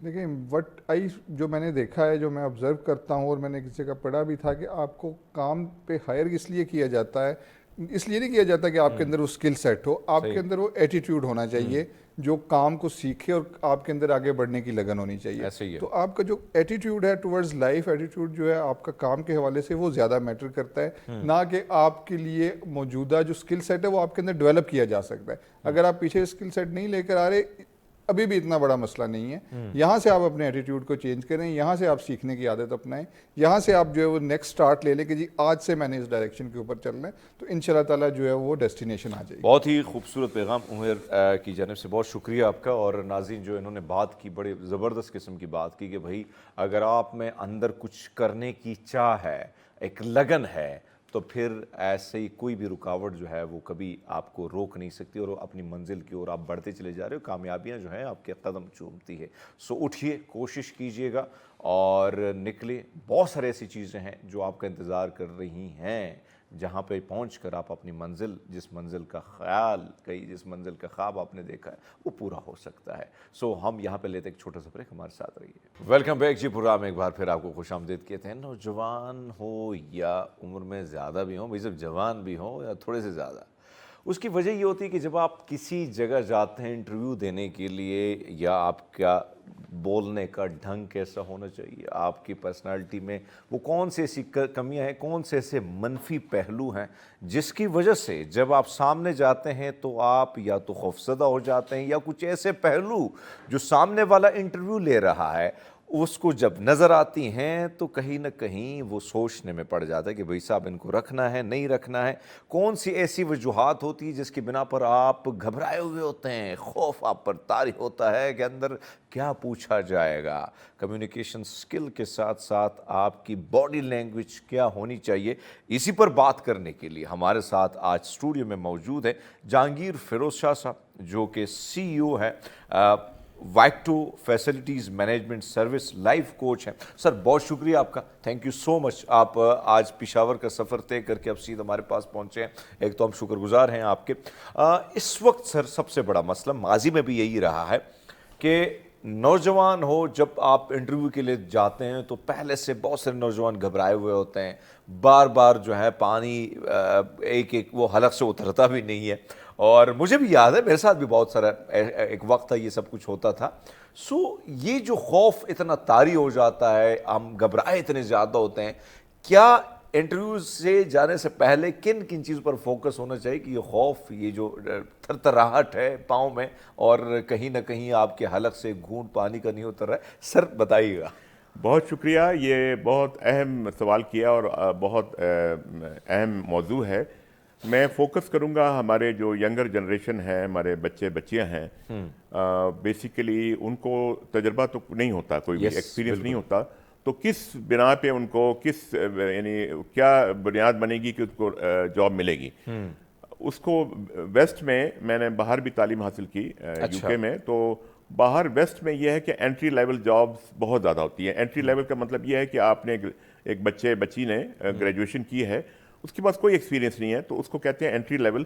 तो मैं अपने नौजवान बच्चे और बच्चियों पे उन पे मैं तवज्जो मैं फोकस करूंगा कि उनको वो कैसे हायर होंगे और उनको कैसे प्रोफेशनली उन्होंने अटेंड करना है। और उनको सबसे पहले तो मैं उनको ये बताऊं कि उनको बिल्कुल खौफज़दा नहीं होना चाहिए, क्योंकि देखें वो भी हमारी तरह इंसान हैं और पाकिस्तान में फिर भी एंट्री लेवल जॉब्स हैं, तो उन्हें ये करना चाहिए, जैसे मैं किसी ऑर्गेनाइजेशन का नाम लेना मुनासिब नहीं है, यानी एक ऐड आया है डायरेक्टली अखबार में आया है, जी, तो आपने उनको अप्लाई किया है और सबसे पहले तो ये है कि आपको उस कंपनी ऑर्गेनाइजेशन के बारे में उसके वेबसाइट पे जाइए और उसकी पूरी मालूमात करें कि ये कब इस्टेब्लिश हुआ, ये क्या पाकिस्तान में ये कौन कौन से शहरों में है, कितनी ब्रांचेज हैं, क्या सर्विसेज प्रोवाइड कर रहे हैं, A to Z आप पढ़ के जाएं, क्या उनका मिशन स्टेटमेंट है और क्या उनके प्रोजेक्ट्स चल रहे हैं, फ्यूचर एक्सपेंशन प्लान्स क्या हैं, A to Z आप जब आप दस्तरस हासिल हो जाएगी तो उससे बेहतर ये है कि आप इंटरव्यू अटेंड करने से पहले वो एक कमरे में बैठ जाएं और एक शीशे के सामने, अच्छा, और वो बातचीत करें जैसे आपका इंटरव्यू हो रहा है। तो वहाँ पे वो जो उनका खौफ जो है वो दूर हो जाएगा। और सबसे पहले देखें, उनको जो हायर किया जाएगा, मैं आपको सब चीज़ें कवर करूँगा। उनको जब हायर किया जाएगा वो उनकी सॉफ्ट स्किल्स के बारे में हायर किया जाएगा। यानी सॉफ्ट स्किल्स वो होती हैं जो बेसिकली एक इमोशनल इंटेलिजेंस है। जब आप अपने वर्क प्लेस में या प्राइवेट लाइफ में लोगों के साथ इंटरेक्ट करते हैं, जैसे आपकी लीडरशिप स्किल है या प्रॉब्लम सॉल्विंग स्किल्स है या कम्युनिकेशन स्किल्स है या डिस्प्यूट रेजोल्यूशन स्किल्स है, इस किस्म की जो चीज़ें हैं वो आप में होनी चाहिए। तो आपको ये चाहिए कि आप जो आप में हैं वो आपको सीवी में, नेचुरली जब आप शॉर्टलिस्ट हुए हैं तो आपको क्योंकि हर शख्स चाहता है कि अब आप एक यानी एक शॉपिंग मॉल में जाते हैं तो आप एक चीज़ खरीदने के लिए आप देखते हैं कि एक बेस्ट से बेस्ट मुझे एक प्रोडक्ट मिले, एक ब्रांडेड भी हो और पैसे भी ज़्यादा ना हो। इसी तरह जॉब मार्केट में भी ये रुझान है कि बेस्ट से बेस्ट टैलेंट को हंट किया जाए और उनको जब उन्होंने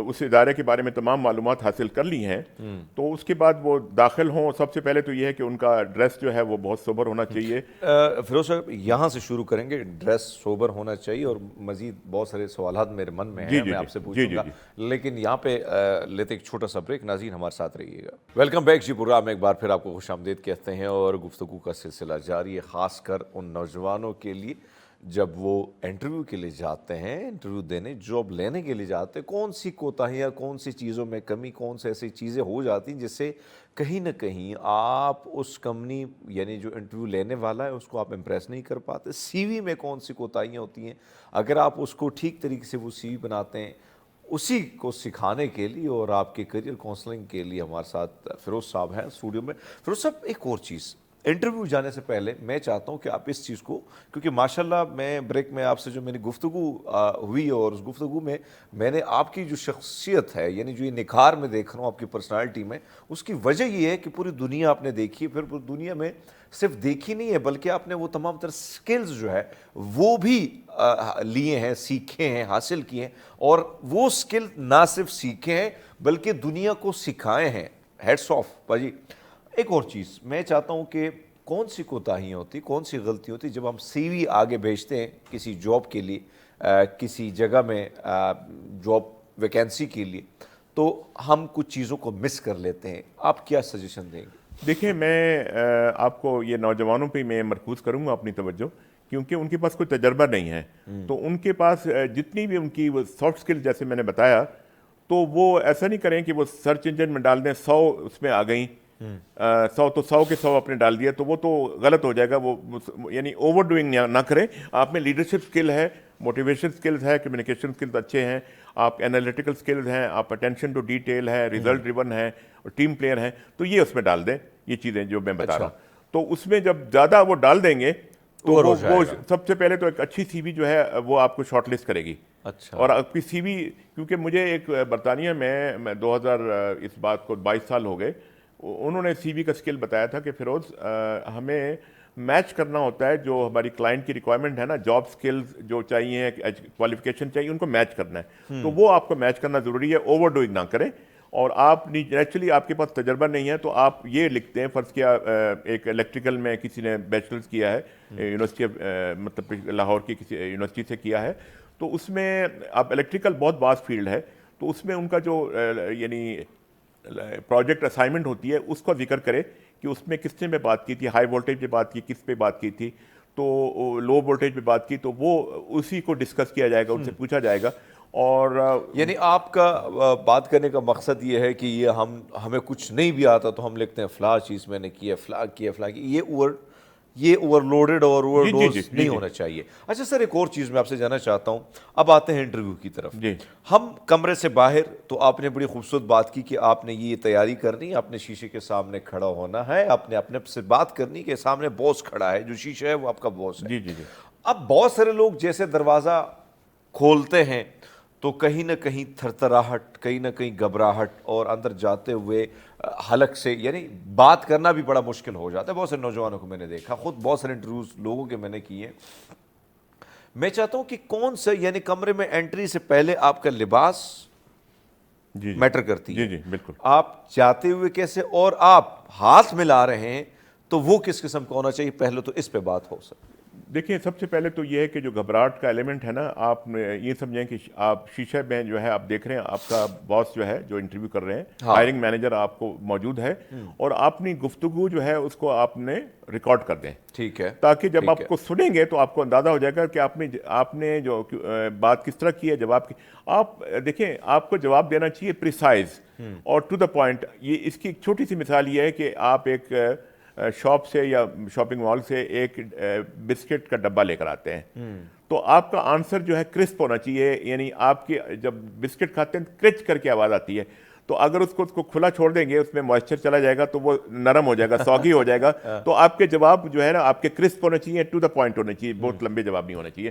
ایک تو یہ آپ کریں گے. دوسرا یہ کہ جب آپ داخل ہوں گے تو سوبر میں یہ ہے کہ آج کل گرمی بھی ہے, تو آپ کو جو ہے اگر سردیوں میں تو آپ سوٹ پہن سکتے ہیں, لیکن بہت زیادہ گرمی کا موسم ہے تو آپ کو جیکٹ پہننے کی ضرورت نہیں ہے. آپ کو جین نہیں پہننی چاہیے, پراپر ٹراؤزر پتلون ہونی چاہیے, شرٹ آپ کی ہو جائے وائٹ ہو جائے, آف وائٹ ہو جائے, اور ایک ٹائی لگا لیں. ٹائی لگا لیں, اور آپ کے بال بہت بڑے نہیں ہونے چاہیے, ناخن آپ کے ٹھیک ہونے چاہیے, اور اپنا جو ہے سوبر کلر ہونا چاہیے. یہ نہیں ہو کہ آپ ریڈ شرٹ پہن کے چلے گئے, آپ سوبر. ہاں, تو جیسے ہی آپ داخل ہوں گے تو آپ کو خود ہی بیٹھنا چاہیے. وہ جو انٹرویور ہے وہ کہے گا کہ آپ تشریف رکھیں, ہیو اے سیٹ یا take your seat, make yourself comfortable. تو آپ کو جب بیٹھنا چاہیے تو آپ نے لیگز کو ایسے کراس نہیں کرنا. اچھا, کوشش کریں کہ آپ ایسے بیٹھیں. لیگز کراس کرنے کا مقصد یہ ہوتا ہے کہ ایک تو یعنی اس طرح کی یعنی کراس نہیں کرنی آپ نے چاہیے, ایسے کر کے نہیں بیٹھے, اس طرح بلکہ ایسے بیٹھیں, ایسے بیٹھیں, اور آپ نے ٹیبل ہے اس کے اوپر یوں کونی میں ہاتھ بھی نہ رکھیں, اور آپ کے پاس کوئی لیپ ٹاپ پر ہے وہ بھی مانا نہیں ہونا چاہیے. تو آپ نے اس کے جو اس کے آرمز ہیں کرسی کی اس پہ آپ صوفے پہ یوں رکھیں, نہیں بھی ہیں تو آپ ہاتھ نیچے ہونے چاہیے. تو جب آپ کو کہیں تو آپ کہیں. اس کے بعد وہ آپ سے یہ پوچھیں گے کہ انگلش میں کہیں گے یا اپنا اردو میں کہیں گے کہ آپ اپنا تعارف کروائیں. یہ بڑا کامن کوسچن ہے.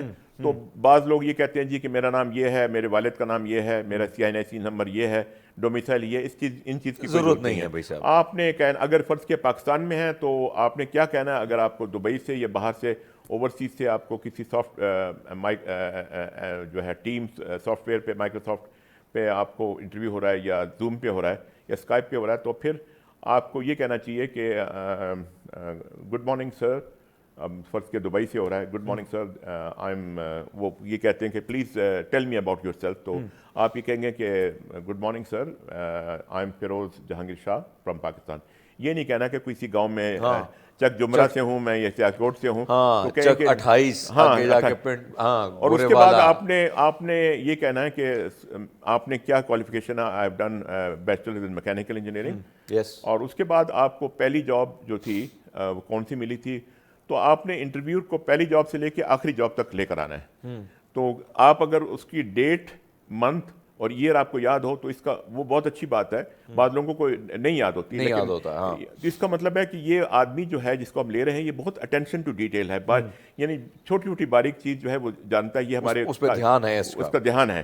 اس کے بعد وہ یہ کہے گا کہ آپ یا دبئی میں کیوں آنا چاہ رہے ہیں, دبئی میں کیوں آنا چاہ رہے ہیں, پاکستان میں بھی تو آپ جاب کر رہے ہیں. تو ان کو یہ نہیں کہنا چاہیے کہ سر یہاں تنخواہ زیادہ ہوگی اس لیے میں آ رہا ہوں. ان کو یہ کہیں کہ سر پاکستان میں تو ہم ایک ہی نیشنلٹیز کے ساتھ کام کرتے ہیں, تو میری 2 وجوہات ہیں, میری 2 ریزنز ہیں. کہ ایک تو مجھے ایک multi national, multi ethnic, multi cultural work environment میں کام کرنے کا موقع ملے گا. اور دوسری بات یہ ہے کہ وہاں پہ state of the art technology موجود ہے, اور مجھے اگر جاب ملی تو میرا ایکسپوجر ہوگا state of the art technology کو سیکھنے کا. اور یہ میرے کیریئر پروگریشن یا کیریئر گروتھ کے لیے بہت بینیفیشل ہے. اچھا تو یہ جواب دینا آپ نے. اور پھر اس کے بعد جو ہے یہ تو میں ایکسپیرینس لوگوں کی بات کر رہی ہوں جن کے پاس ایکسپیرینس ہے.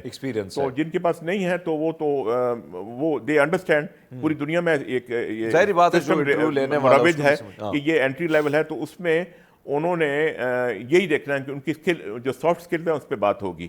تو بعض لوگ غلطی یہ کرتے ہیں جو اس سے ایک تو یہ کہ ان کا موبائل فون جو ہے وہ اس کو فلائٹ موڈ پہ کر دیں, اور یا اس کو پاور آف کر دیں, یا اس کا جو ہے سائلنٹ موڈ پہ کر دیں. اور آپ کا ایک آئی کانٹیکٹ ہونا چاہیے. جب آپ کرسی پہ بیٹھیں تو آپ نے یوں اسٹریٹ نہیں بیٹھنا, بلکہ 10 to 12 ڈگری تھوڑا سا آگے سے لین کرنا, آگے آپ کا جھکاؤ ہونا چاہیے. اس کا ریزن ہے, ایک تو یہ ہے کہ وہ ایک فرینڈلی ایک نیچر شو کرتا ہے. دوسرا یہ کہ یہ آدمی بہت سیریس ہے اور یہ اپنے کام کے حوالے سے فوکسڈ ہے, اور یہ اپنے آپ کو انگیج کرنا چاہتا ہے. تو وہ میں چاہتا ہوں کہ یہ دوست جو ہے اگر یہ فوکس کر سکتا ہے تو ان کو تھوڑا سا اشارہ کیجیے گا. اچھا, جیسے 10 سے 12 ڈگری آگے آپ نے تھوڑا اپنے لین کر کے بات کرنی ہے, اور آپ نے ان کو یہ نہیں کہنا کہ جی تنخواہ کتنی دیں گے. جو آپ نے کہا تنخواہ کتنی, وہ آپ ریجیکٹ ہو گئے بھائی صاحب جائیں آپ. کیونکہ دیکھیں جب تک آپ کو وہ امپلائر یا آپ کا انٹرویور آپ کو پسند نہیں کرے گا, وہ بعد میں آتی ہے. اچھا, پھر بعد میں بات آ جاتی ہے کہ انہوں نے آپ کو پسند کر لیا, تو آپ سے پوچھتے ہیں کہ what is your salary expectation, کہ کیا توقعات ہیں آپ کی. تو آپ ان کو یہ نہیں کہیں کہ سر اتنے درہم دے دیں, اتنے ڈالر دے دیں, اتنے پاؤنڈ دے دیں.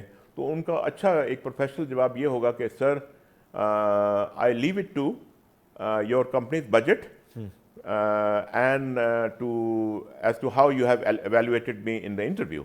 So I leave it entirely to you. اس میں ایک فلیکسیبلٹی شو ہوتی ہے, اور ایک پروفیشنل اس کا جو بجٹ ہے, فرض کیا ایک مینیجری پوزیشن ہے, وہ 15,000 سے 20,000 سے 25,000 درہم ہے, تو وہ نیچرلی اس سے نہ کم ملیں گے, زیادہ ملیں گے. لیکن اس جو ہائرنگ مینیجر ہے اس کے پاس ایک لیوریج ہے 5,000 کا.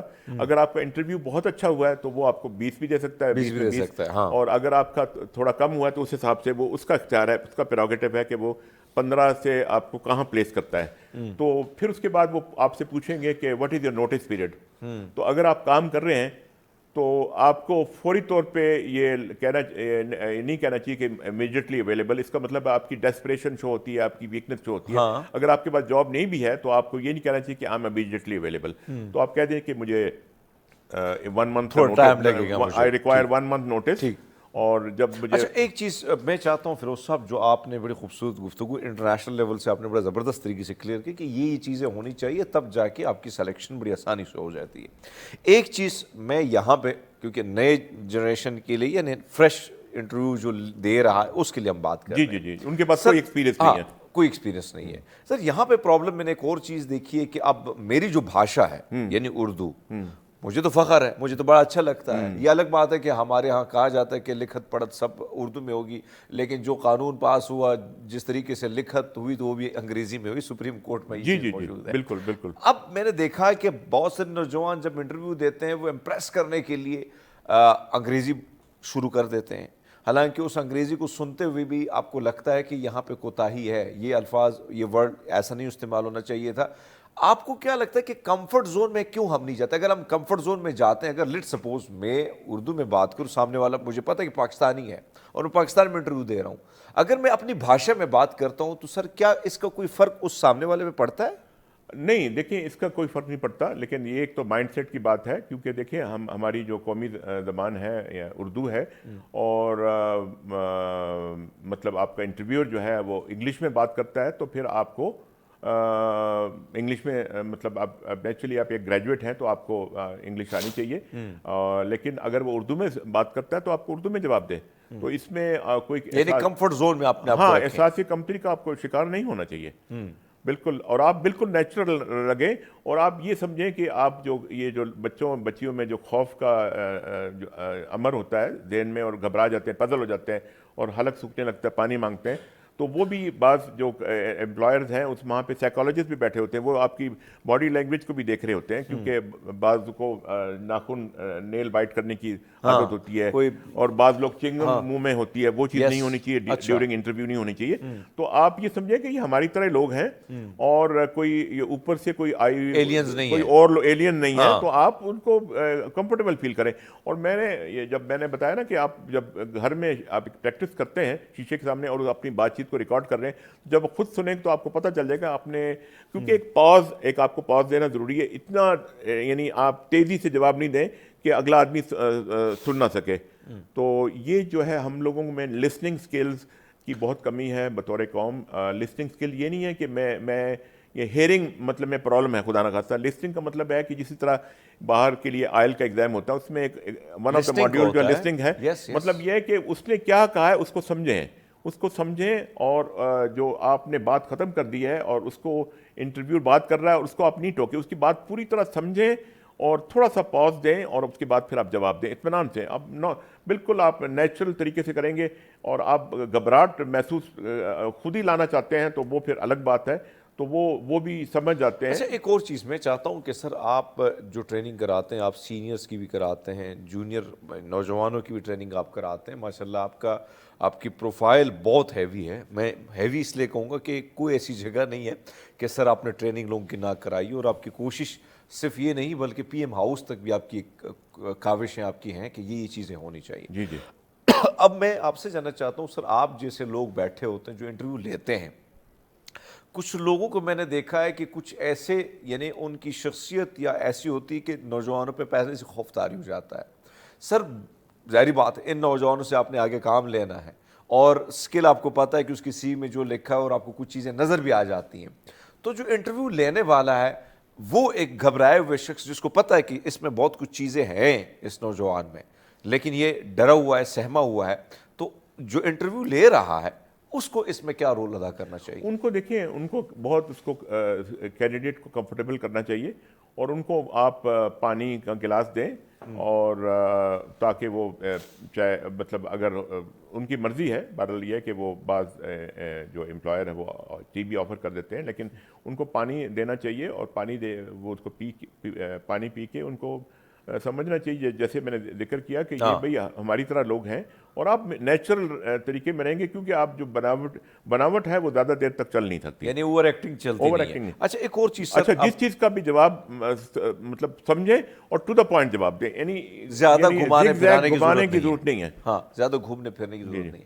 اچھا, میں ایک چیز جو سب سے بڑا مسئلہ ہمارے ہاں, آپ نے ایک خوبصورت بات کی جو میں اس سے بالکل متفق ہوں, اور میں سمجھتا ہوں کہ یہ ہم سب میں کمی ہے کہ ہم سنتے نہیں ہیں, اپنی سناتے ہیں, سنتے نہیں ہیں. میں چاہتا ہوں سر آپ اس پہ بھی بات کریں کہ کمیونیکیشن جو سکل ہے کتنے ضروری ہیں.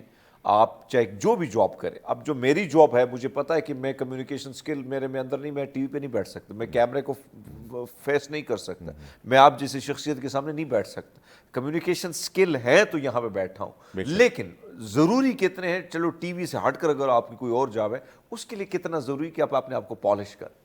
دیکھیں, کمیونیکیشن سکل جو ہے اس میں بہت بڑی ایک کوالٹی ہے انسان میں, اور یہ آپ کو بہت اوپر تک لے کے جائے گی.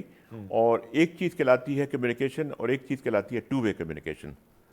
یعنی میں آپ سے جو بات کر رہا ہوں وہ ایک کمیونیکیشن ہے, یعنی میں ایک محکمے کا سربراہ ہوں اور آپ میرے انڈر میں مینیجر ہیں یا سپروائزر ہیں, تو میں نے آپ کو 4 انسٹرکشن دی ہیں, تو پھر میں کہوں گا کہ آپ کا نام لوں گا کہ آپ مجھے ریپیٹ کریں کہ میں نے کیا کیا کہا تھا. تو آپ ہو سکتا ہے کہ ایک چیز بھول گئے ہوں, تو میں اس کو کریکٹ کر دوں گا. اس میں جو ہے نا آپریشنلی ایک فول پروف سسٹم, مطلب جو بھی آپ کام ہوں گے وہ آپ کا فول پروف ہوگا, اس میں غلطی کا احتمال نہیں ہوگا.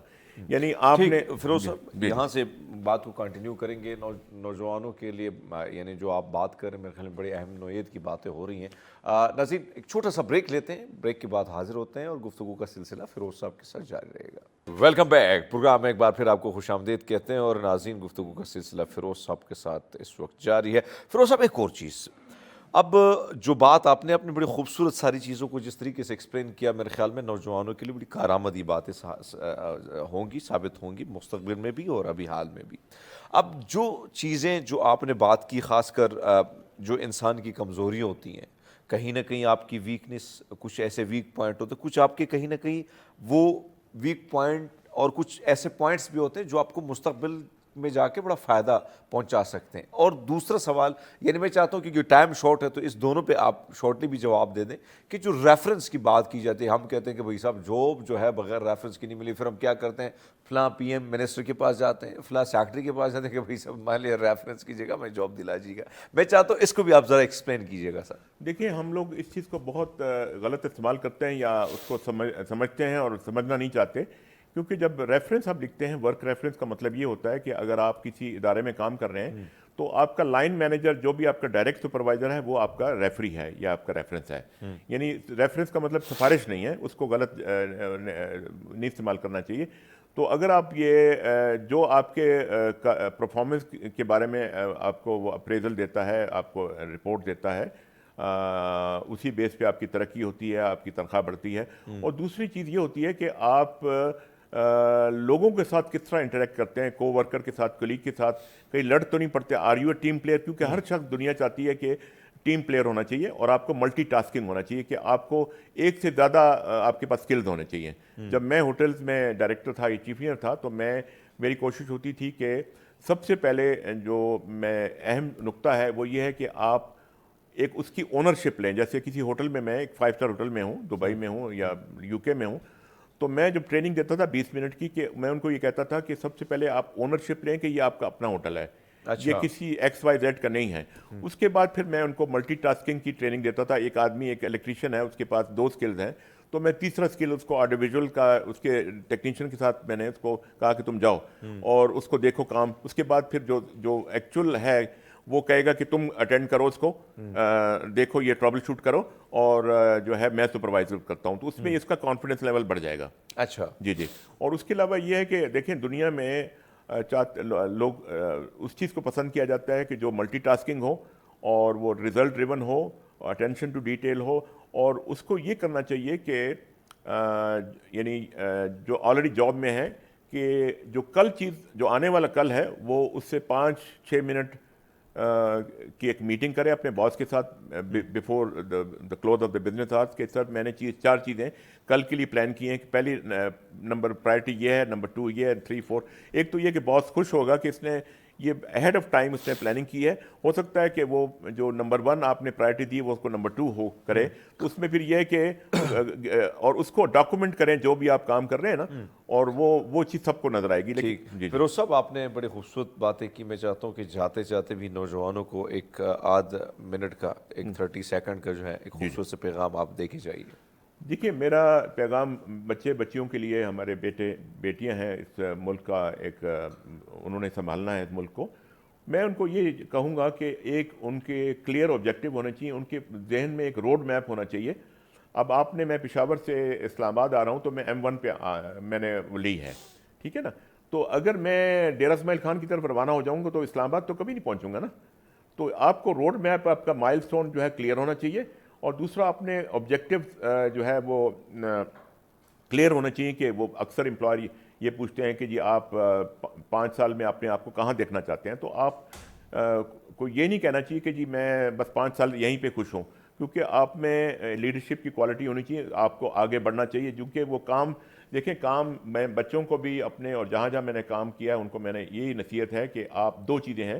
کہ ہو سکتا ہے بیٹا، کہ میری بیٹیوں، کہ ہو سکتا ہے کہ آپ کی شکل کسی کو پسند نہ آئے، آپ کی نیشنلٹی، لیکن 2 کام آپ کے دنیا پسند کرے گی. ایک تو کام سے امپریس کریں، اور دوسرا آپ بڑے دھیمے لہجے میں اور بڑے پروفیشنل طریقے سے لوگوں کے ساتھ، اپنے کو ورکر کے ساتھ انٹریکٹ کریں.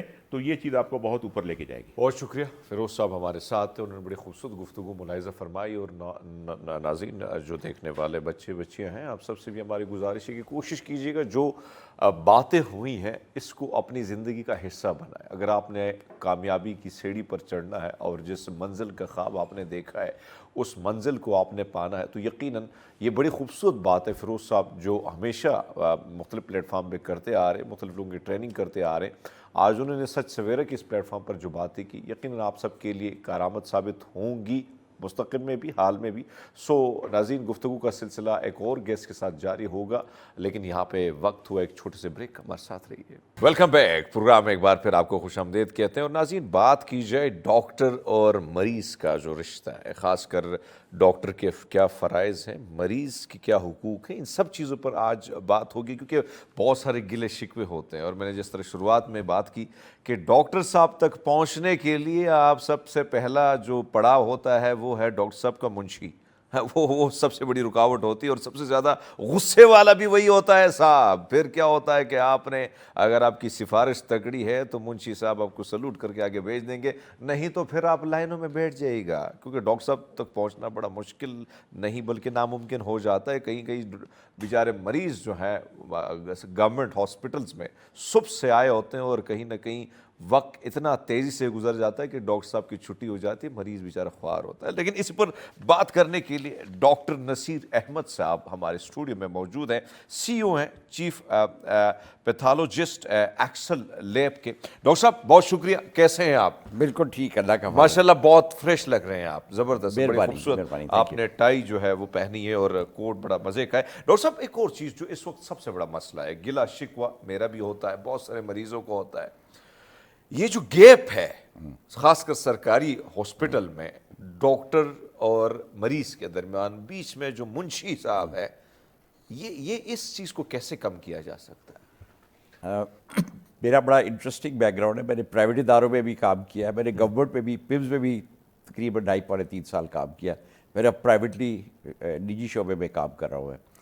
जो मैंने देखा है कि प्राइवेट सेक्टर में भी बीच में कई दफ़ा एक उनका असिस्टेंट या कोई होता है। मैंने तो किसी बड़े डॉक्टर से बात करनी होती तो उनके असिस्टेंट से पहले बात करता हूँ। यस। सरकारी में भी यही होता है कि कोई ना कोई आपका गेट कीपर कहते हैं हम लोग इनको होते हैं। यस, मैं गेट कीपर, मैं बात असिस्टेंट की बात करने वाला था, लेकिन जो रोल है वो वहाँ पे वो वाला हो रहा है जो हम कहीं ना कहीं मंडियों में देखते हैं, माजत के साथ। क्योंकि जो सरकार के हालात हैं गवर्नमेंट के, वो सब बिल्कुल वो है। और सरकार में कई बहुत अच्छे डॉक्टर हैं, और वो कोशिश भी करते हैं कि मरीज़ को जल्द से जल्द देखा जाए और किया जाए, लेकिन लोड बहुत हैवी है।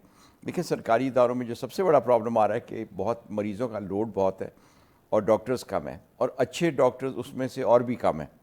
तो जब आपको कोई कहता है जी वो प्रोफेसर है, उसको जाके दिखाना है, तो वो 500 मरीज़ जब एक प्रोफेसर को देखना चाहेगा तो ऑब्वियसली एक इशू आता है। और वो जो गेट कीपर होता है वो डेफिनेटली उनका रोल आता है कि कंट्रोल, क्राउड मैनेजमेंट कहते हैं हम इसको, कि वो थोड़ा सा कंट्रोल करे, क्योंकि डॉक्टर तो एक मरीज़ को एक दफ़ा देखेगा। अगर 20 बाहर खड़े हैं तो वो डॉक्टर को नहीं। डॉक्टर नसीर साहब, एक चीज़ मैं चाहता हूँ कि इस पे बात हो, और आप जैसे सीनियर डॉक्टर जो हम खुशनसीब हैं कि आप हमारे सेट पे आए। आपने देखा होगा कि मैं उमूमन, क्योंकि ज़ाहिर बात है बहुत सारे लोग हमें जानते हैं कि मीडिया वाले थोड़ा सा फिर कोशिश करते हैं साइड लाइन पे, लेकिन जब हम एक अलग बेस में जाते हैं, थोड़ा सा मास्क वगैरह लगा के थोड़ा सा डिफरेंट, तो देखते रहते हैं कि चलो देखने दे कि क्या हो रहा है। तो मैंने एक चीज़ देखी है कि बहुत सारे जो गेट कीपर जो आपने नाम दिया, और मैंने उस नाम को थोड़ा सा डिफरेंट इसलिए लिया क्योंकि वो रोल मुझे अच्छा नहीं लगा, इसलिए मैंने वो नाम दिया। अब मैं आपसे जानना चाहता हूँ सर कि जो मैंने देखा कि बहुत सारे डॉक्टर साहबान, यानी पीछे पेशेंट की एक लाइन लगी होती है, बेचारे नंबर बाय नंबर, लेकिन एक और डॉक्टर आके किसी और डॉक्टर का मरीज आके वो सबसे पहले चला जाता है। इसमें डॉक्टर का क्या रोल होना चाहिए कि भाई साहब वो भी तो सुबह से लाइन से बैठे हुए हैं? एक्चुअली देखिए ना, एक डॉक्टर नहीं होता। आप जनरली ओपीडी की बात करें, आउट पेशेंट की ना, तो ओपीडी में डॉक्टर्स के छोटे भी होते हैं, बड़े भी होते हैं। अब अगर हर एक कहेगा कि मैंने सबसे बड़े डॉक्टर को दिखाना है तो थोड़ा सा मैस होता है, लेकिन काफ़ी केपेबल और काबिल डॉक्टर उसी डिपार्टमेंट में होते हैं जो इतने एक्सपीरियंस नहीं होते। तो वो कोशिश कुछ ये होती है कि जो ज़्यादातर मरीज़ हैं वो छोटे डॉक्टर्स को दिखा लें, अगर कोई मुश्किल मसला हो तो बड़े डॉक्टर के पास जाए। तो कई दफ़ा एक डॉक्टर होता है, उसके पास एक केस होता है जो ज़रा कॉम्प्लिकेटेड होता है, और वो उसकी क्लिनिक में आया होता है, उसका थोड़ा सा ओपिनियन चाहिए होता है, तो कई दफ़ा उस मरीज़ को लेकर सामने चला जाता है कि यार इसके ऊपर मुझे आइडिया दे दो, मैं फिर इसको वापस अपनी क्लिनिक में ले जा रहा हूँ। तो जो सबसे एक चीज़ जो आपने बात فرمائی اور مجھے اچھی بھی لگی کہ ایک طرف تو ہم جو ہمارے پاس جو پم ہاسپٹل ہے یعنی بڑے قابل ترین ڈاکٹر وہاں بیٹھتے بہت ہیں اچھے ہیں، لیکن اتنے زیادہ پیشنٹ ہیں اتنی زیادہ مریض ہیں کہ ڈاکٹر صاحبان کا بھی قصور نہیں ہے. میں کچھ جگہوں میں وہ بھی دیکھ لیتا ہوں. سر اس میں آپ کو کیا لگتا ہے کہ اب جو ڈاکٹر جتنے بھی نوجوان ڈاکٹر آ رہے ہیں ابھی میرے اپنے گھر سے جتنے بھی نوجوان بچے ڈاکٹر بنے ہوئے ہیں اور بڑے قابل ترین بچے ہیں وہ اب وہ یہاں سے جیسے ڈگریاں لیتے ہیں یہاں سے بھاگنے کی کوشش کرتے ہیں تو یہ کتنا نقصان ہو رہا ہے اور اس طرح ڈاکٹروں کی اس وقت کمی کتنی زیادہ ہے پورے پاکستان میں؟ ایکچولی جی ڈاکٹروں کی کمی نہیں ہے. اب ہم اتنے ڈاکٹرز پروڈیوس کر رہے ہیں کہ ہم اب ڈاکٹروں کو نوکریاں نہیں مل رہی. اچھا نوکریاں نہیں مل رہی ہیں. اب میں سوچے کہ میں نے جب گریجویٹ کیا تھا 1975 میں, بہت پیچھے کی بات کر رہا ہوں. اچھا. اس وقت ہماری کلاس میں تھے کوئی 300 لوگ. اچھا. 300 گریجویٹس میں سے زیادہ تر ابراڈ چلے گئے. میں آپ کو 75 کی بات کر رہا ہوں. اور واپس آئے میں خیال کچھ گئے نہیں اور واپس آئے 25 30 300 میں سے. اس میں سے میں ایک ہوں. میں نے امریکہ میں ٹریننگ کی واپس آ گیا. واو. تو ہوتا یہ کہ زیادہ تر لوگ یہ رائٹ پہلے بھی بھاگتے تھے ابھی بھاگتے کیونکہ اس طرف بہت بہتر اپرچونیٹیز ہیں اور آپ کو بہت اچھی سیلریز بھی ملتی ہیں, موقع بھی ملتے ہیں ٹریننگ کے. لیکن یہاں پہ جو اچھے ٹرین ڈاکٹرز ہیں ان کی بہت ڈیمانڈ ہے اور وہ بھی جاتے ہیں. لیکن میں بہت سو کو ملتا ہوں جو بڑے ایکسپیرینسڈ ہیں, بڑے تجربہ کار ہیں, بڑے قابل ہیں اور وہ یہیں پہ رہتے ہیں. They stay on here.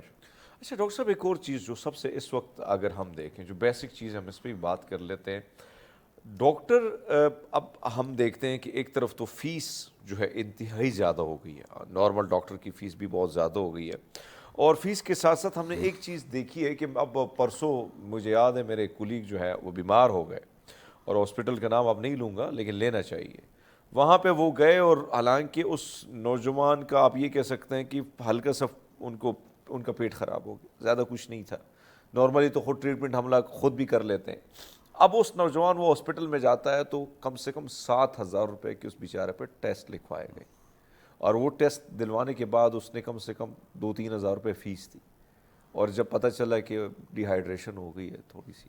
سو یہ جو رول اس وقت ہم دیکھ رہے ہیں پرائیویٹائزیشن معاملہ ہو رہا ہے, پھر ڈاکٹر جس طریقے سے یہ کتنا جو ہے مریض اس وجہ سے ڈسہارٹ ہو کے پھر وہ خود جا کے ٹیبلٹس ایک عام کمپاؤنڈر کے پاس جاتے ہیں وہ یا عطائی ڈاکٹر کے پاس جاتے ہیں کہ کم سے کم اتنا تو کچھ نہیں لکھے گا نا, تھوڑا بہت لکھ دے گا تو میرا علاج ہو جائے.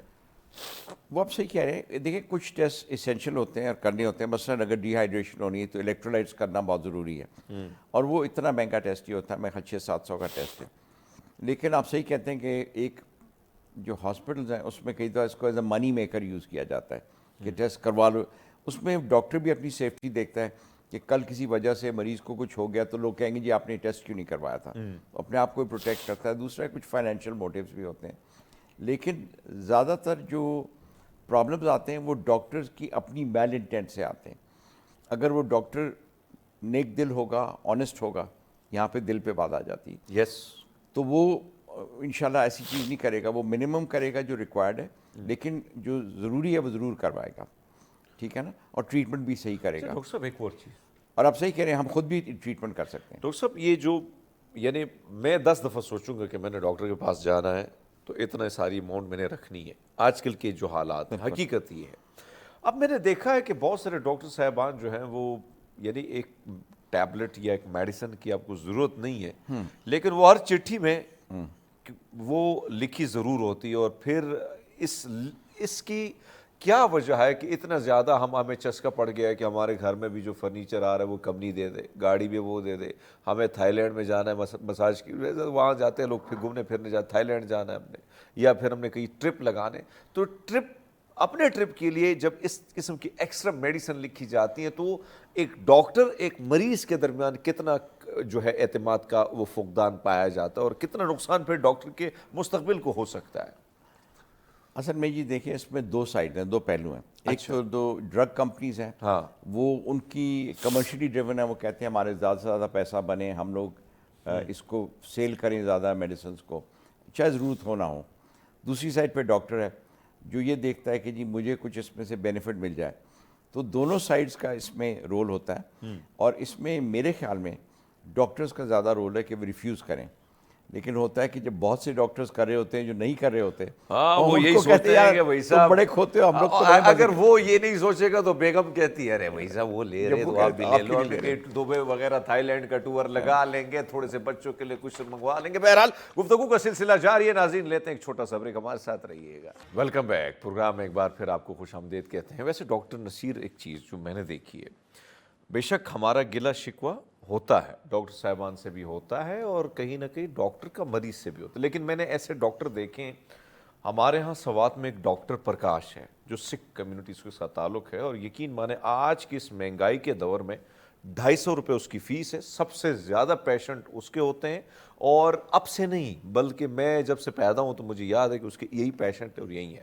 اسی طرح بہت سارے ڈاکٹر میں نے دیکھے ہیں کہ وہ نہ صرف ٹریٹمنٹ کرتے ہیں بلکہ ساتھ میں میڈیسن بھی دے دیتے ہیں، اپنی جیب سے دیتے ہیں۔ ایسے رحم دل ڈاکٹروں کی بھی تعداد کم نہیں ہے۔ ہم اگر ہماری پرابلم یہ ہے کہ ہم نیگیٹو پہ زیادہ جاتے ہیں، پازیٹیو پہلو کو چھوڑ دیتے ہیں۔ بالکل سر اس قسم کے ڈاکٹروں کا ہونا اور مریض اور اس کے درمیان جو اعتماد کی بحالی ہے، اس کا کتنا پازیٹیو، اس کا کتنا اچھا رول ہے، اور پھر اس قسم کے لوگوں سے، کیونکہ آپ نے ابھی مجھے خوبصورت سی بات بریک میں کی، میں چاہتا ہوں کہ میں اس کا ذکر کروں، حالانکہ آپ نے مجھے منع کیا، لیکن میں چاہتا ہوں کہ آپ کی جو بیگم صاحبہ ہے وہ بھی ڈاکٹر ہیں، اور آپ نے بات کی کہ ایک دفعہ ان کو بھی آفر ہونے کا نہیں، یہ مجھ پہ حرام ہے کہ اگر میں ایک یعنی اس پیسوں سے اگر میں ایک چیز گھر میں لے آؤں تو یہ مجھ پہ حرام ہے، میں کبھی نہیں لوں گی۔ تو ایسے ڈاکٹروں کی بھی ایک بہت بڑی تعداد ہے۔ بالکل ہے۔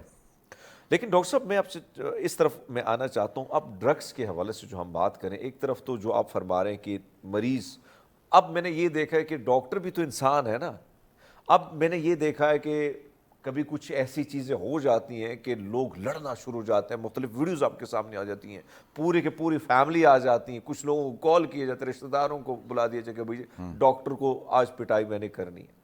سر اس چیز کو کیسے، یعنی یہ جو غصہ ہے، تکلیف ہے، ایک ڈاکٹر کیا رول ہوتا ہے کہ وہ اپنے پیشنٹ کو بچانے کے لیے کس حد تک جاتا ہے؟ میں اس پہ بھی چاہتا ہوں کہ آپ بات کریں۔ سر دیکھیں، اچھے ڈاکٹر، اور I am sorry to use these terms, کہ ایک اچھے ڈاکٹر ہوتے ہیں اور اتنے اچھے نہیں بھی ہوتے۔ جو ڈاکٹرز اپنے پیشنٹ سے آتے ہیں مریض کا علاج کرنے، اور سب سے پہلی بات یہ کہتے ہیں ڈو نو ہارم، جو ہمیں پہلی چیز میرے زمانے میں سکھائی جا کرتی تھی کہ پیشنٹ کا کسی حالت میں نقصان نہ ہو۔ جی، اگر آپ ٹھیک نہیں کر سکتے تو آپ پیشنٹ کو نقصان نہ دیں۔